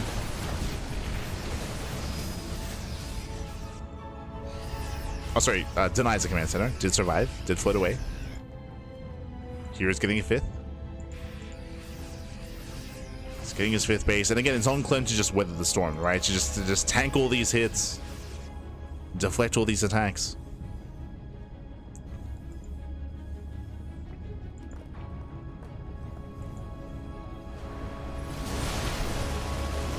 And he is.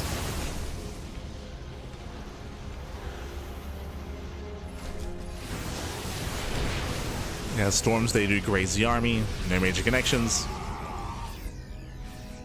Here he's switching into Colossus. Oh.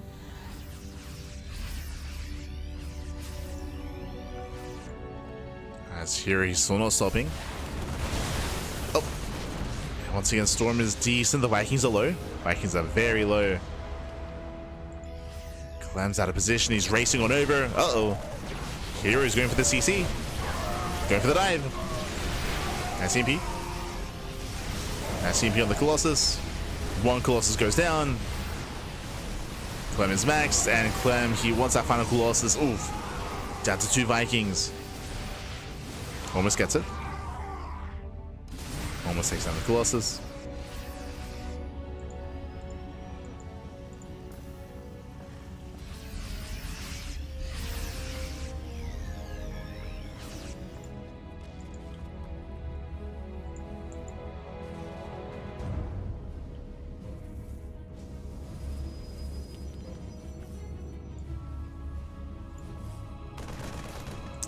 Here he's rotating around. He's built up to 4 Colossi once again. Like, his army is solid, don't get me wrong. But Clem is working on 3-3. No Liberators yet. Okay.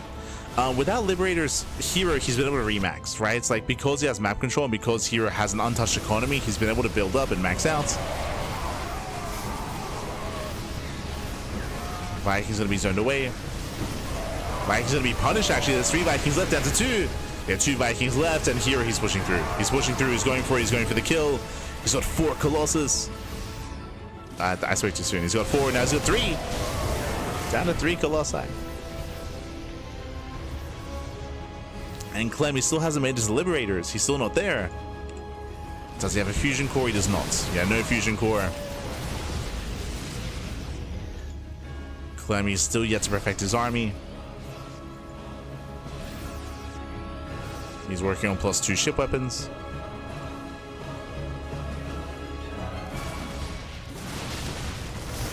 He's working on +2.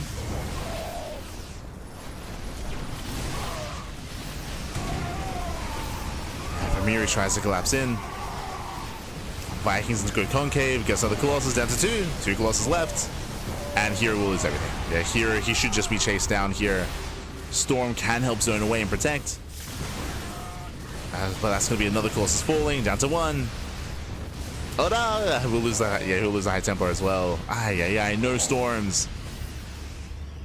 Without storms, he cannot stop the bio army. But Clem doesn't give chase. He could. Totally could.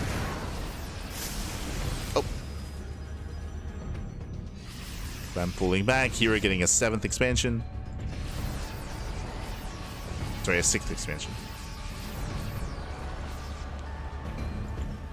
Getting up to 7 bases. 6. God. Here we go. Finally, Fusion Core. Fusion Core is on the way. Liberator production has begun. For those that are curious, this is the kind of like ideal Terran composition, is going Bio, Viking, Ghost, Liberator. He's almost there. Almost at that perfect army. And again, herO is being outscaled. If herO wanted to, I mean, we spoke about it earlier, that ideally he would have maxed out first, and he has just been hyper aggressive and very inefficient in his trades. From here, with the excess economy, he could afford a Fleet Beacon, Stargate, and get ready for Skytos. Skytos is the best answer for that mass Liberator style, getting into Tempest production. But herO is not set up for Skytos. He's not set up for it.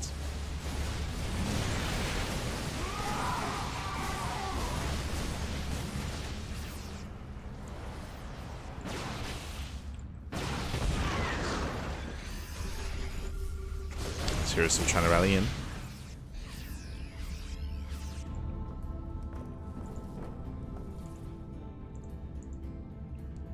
He's built up to 6 Colossus? Jesus. It's a lot of Colossus.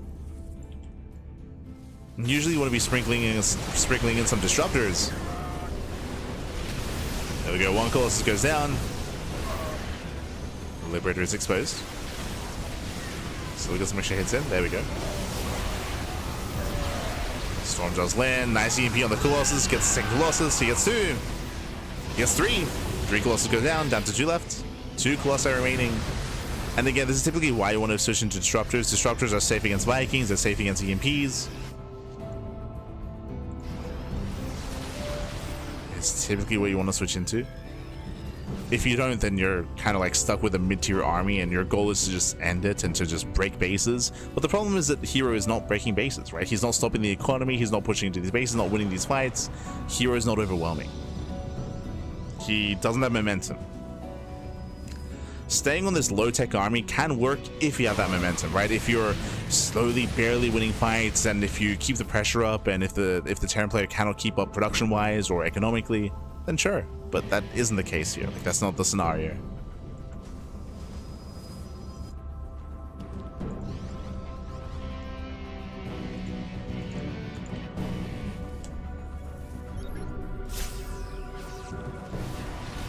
Nice snipe.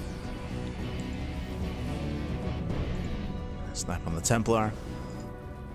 We see herO getting more bases. Getting a 9th expansion. 9 bases up and running.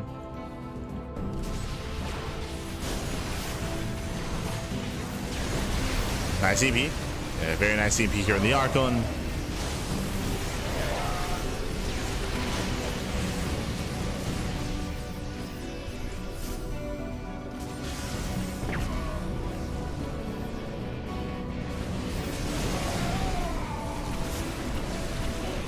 Yes, you're once again trying to collapse in. Chasing back the army, chasing him all the way back to the natural. He's trying to.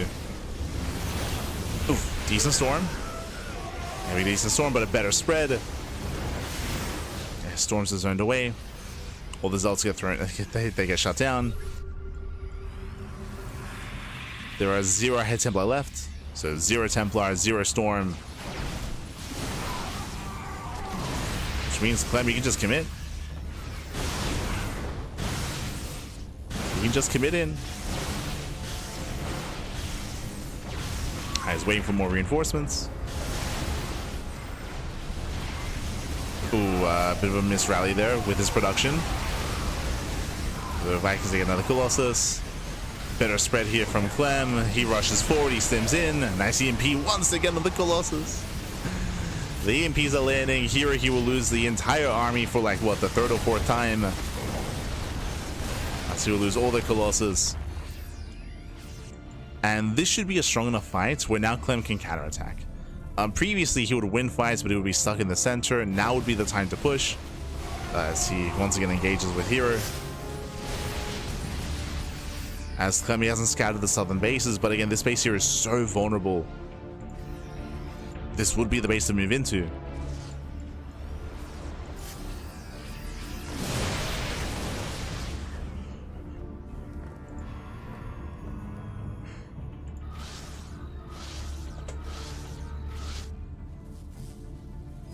This would be it. As hero's literally taking every base on the map. Every other base on the map. There's so far one expansion that's untouched. Only one.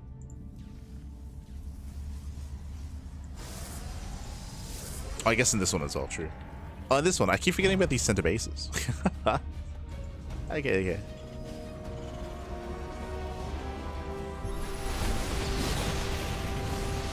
Plenty of expansions back.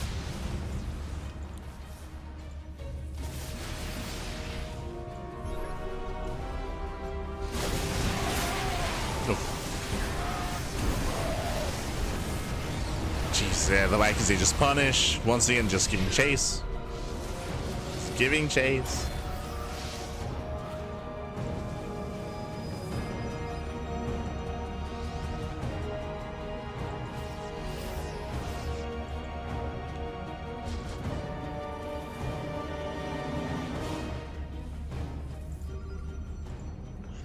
How many liberators? 7. Liberation has arrived. We got the freedom. Freedom moves in. Nice volley on the Colossus. Forcing on Narcon. Jesus, mass EMP on the Colossi. On almost everything. Alright, Templar to survive. Oh, but EMPs, they do catch him out. So there's 0 storms remaining, 0 storms left. And Clem finally pushes past the halfway mark. Oh, awkward angle. Yeah, very awkward angle. Awkward engage out of Clem. Despite that, still takes down all the Colossus. Liberators, they pop up. Vikings could land. It doesn't even need them to. Yeah, it doesn't even need to land. Just a much more efficient fight here from Clem. And keep going. Keep pushing, Pat.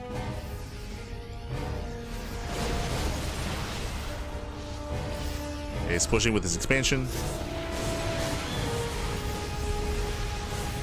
And again, it's just been a slow death animation for herO for the past, like, at least 10 minutes. Maybe more than that.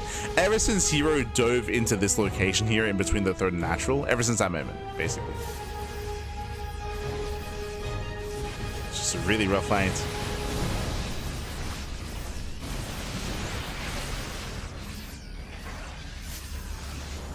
As Clem is battling forward.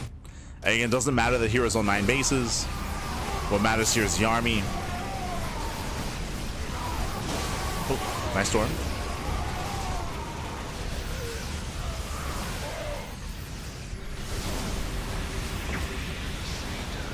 Storm was decent, but the last one's again, the Colossus are going to be shut down.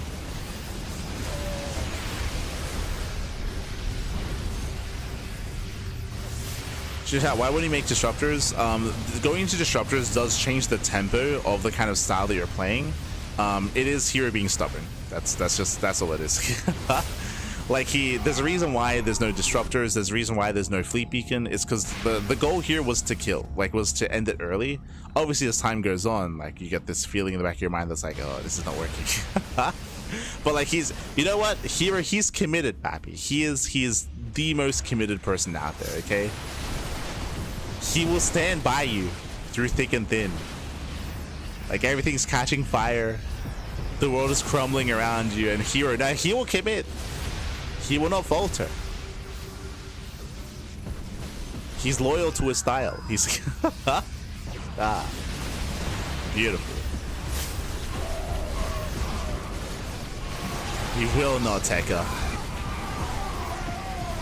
As herO, he'll bleed out the final units. GG gets called, and Clem, he will take the series 3-1, becoming this week's PiGosaur Cup number 60 champion. GG. GG, well played. Again, herO, he did have a really good opportunity early on. If you remember, herO, he gained map control. Remember, he went Phoenixes. Let's wind it back. 20 minutes ago, herO, he opened up Phoenixes. He was able to gain map control. He was able to get a faster 4th base, build up a greater army, had a better economy. It was actually a good start for herO, and herO took that lead and went for an all-in. That's basically what happened. herO took that lead. He was like, okay, I'm in a really good position. I'm just build up and let's kill him. Let's hope to kill him, I should say. And he failed to do so. If you remember, that was the moment where he threw away all of his Phoenixes. He tried to force friendly fire out of the Widow Mines. didn't do so. He committed with his charge ults, with his Stalkers, with everything else, with his high tempo, with his Storm, and he did not win that fight. And that was the moment that he lost momentum and he lost his edge in the game. He lost his lead, especially because he did throw away all those Phoenixes. It meant that he had no way to harass, he had no way to poke in, no way to contain. I mean, Clem wasn't moving out anyway, but a lot of momentum was taken away from herO, whereas he had the decision there to max out first, to be the first player to max out, to gain more control of the map, to contain Clem on 3 bases and deny his 4th base, more importantly, and take it from there. But herO, he went for the kill shot earlier, unfortunately too soon. He was just too soon with that kill shot, and then it all kind of fell apart from there. Obviously, after that, it's also on herO for not teching up. He had the option to, if he wanted to tech up and to switch into out of Colossus into Disruptors, or switch into a Fleet Beacon in towards Skytoss as a transition point as well. He had the option to potentially divert into any of those paths, but here he committed to this more aggressive, this more all-in, this more mid-tier army. This is where, once again, even though herO was maxed, we speak about this all the time, the soup lies, right? The soup does lie, where even though herO was maxed out, he was maxed out on a very mid-tier army, on a lower tech army. That's why he was taking some really bad fights, some really rough engagements, and Clem just had to defend, turtle up, and max out on the more perfected army instead, and just outscale herO. Which is why over time fights were looking worse and worse for herO, because Clem was finishing up his upgrades, he was building up more ghosts, getting into liberators, getting a healthier Viking count, and things were looking more and more dire as time went on for herO. But GG well played. With that, congratulations to Clem, as it does claim the series, 3-1. And again, herO being a little bit stubborn with his playstyle towards the end there, did refuse to divert from his initial plan. And again, there was a lot just riding on that first dive, on that first big fight, on that first push. GG, well played. And with that, we are going to be wrapping up. We're going to be wrapping up here with our broadcast. See in the chat, herO is gobbling up all the resources. Clem should be worried soon. Nah. Again, herO, he had 9 bases, Pappy. 9 bases, did not matter. As Clem was on a comfortable 5 base setup and had a potential 6 base that he was working towards as well. It would be a little bit different if herO was going for a bit of a slower style that built up a bank. It's a different kind of setup, a different kind of matchup if that were the case. If he had worked towards Disruptors and then into Tempest, different kind of interaction between the armies. But otherwise, GG well played. Hope you all enjoyed yourselves. Hope you all had a great time here tonight. Again, shout out to herO for making it to the finals. Remember, herO, he did take down Max to make it to the grand finals as well. He had a good showing making it this far. Clem likewise had a back and forth against Bunny as well. So both players did well for themselves. Congratulations to Clem. My condolences to herO as we wrap up for the morning. Oh boy, I say for the morning, it is 4 p.m. It is 4 p.m. here, and it's time to get some rest, time to get some veg. Checking out our schedule, let us head on over. Let us switch the scenes over towards the schedule. Bam. You can see we just wrapped up with our Wednesday broadcast. We're going to be live tomorrow, Thursday, with a Wardy TV Monday. So Wardy TV Monday is going to be tomorrow morning. We have the Podcast tomorrow evening. We have StarCraft Evolution League, KSL, SDO, and STC. We have plenty of content, plenty of tournaments throughout the course of the week. So we have you covered. We have you covered in regards to more content and more StarCraft. Again, our next broadcast is in less than 24 hours. Less than 24 hours is going to be that Wardy TV Monday broadcast. We'll see you then. We'll see you tomorrow. Otherwise, thanks for watching. Thanks for tuning in. If you want to support us, you can do so by following us on all the socials, !socials in the chat. You can follow us on Twitter, Facebook, Instagram, YouTube, and Discord, all things CranKy Ducklings. We also do live stream on YouTube at the same time, and we upload to YouTube on a daily basis. So there's plenty of content on YouTube. There's plenty of VODs, plenty of content there if you wish, if you want. If you see something that you like here, and if you cannot watch it live, check it out on YouTube. Otherwise, you can also support us via Patreon, !Patreon in the chat. Our Patreon does fund our tournaments. It funds SC Duckling Open, Macedon Open, and Sparkling Tuna Cup. It is all funded via Patreon. It is all grown via Patreon. So thank you so much, all of our patrons. Thank you so much, all of the support that we do receive in the chat and via Patreon, of course. Thank you so much. We're able to run our events on a regular basis and also have some boosted prize pools as well. And you can help us boost the prize pool even further via Patreon. So thank you so much. Otherwise, we're wrapping up here for the day. Stick around, we're going to be giving another StarCraft streamer a raid. I'm gonna go get some sleep. I'm gonna go pass out. Aye. So give him some love, give him some support. Who is live at the moment? Who is live? Who do we have? We have Patches. Patches is live. Sort of just went live. We'll give some love to Sort of. Just went live on his channel. He's timed. He's lined up with the conclusion of this cast. He knows, Pap. He knows. So give him some love, give him some support. Otherwise, thanks for watching, and we'll see you guys tomorrow or whenever we see you. Thanks for watching. Ciao. Hasta luego, papi. Hasta luego. See you next time.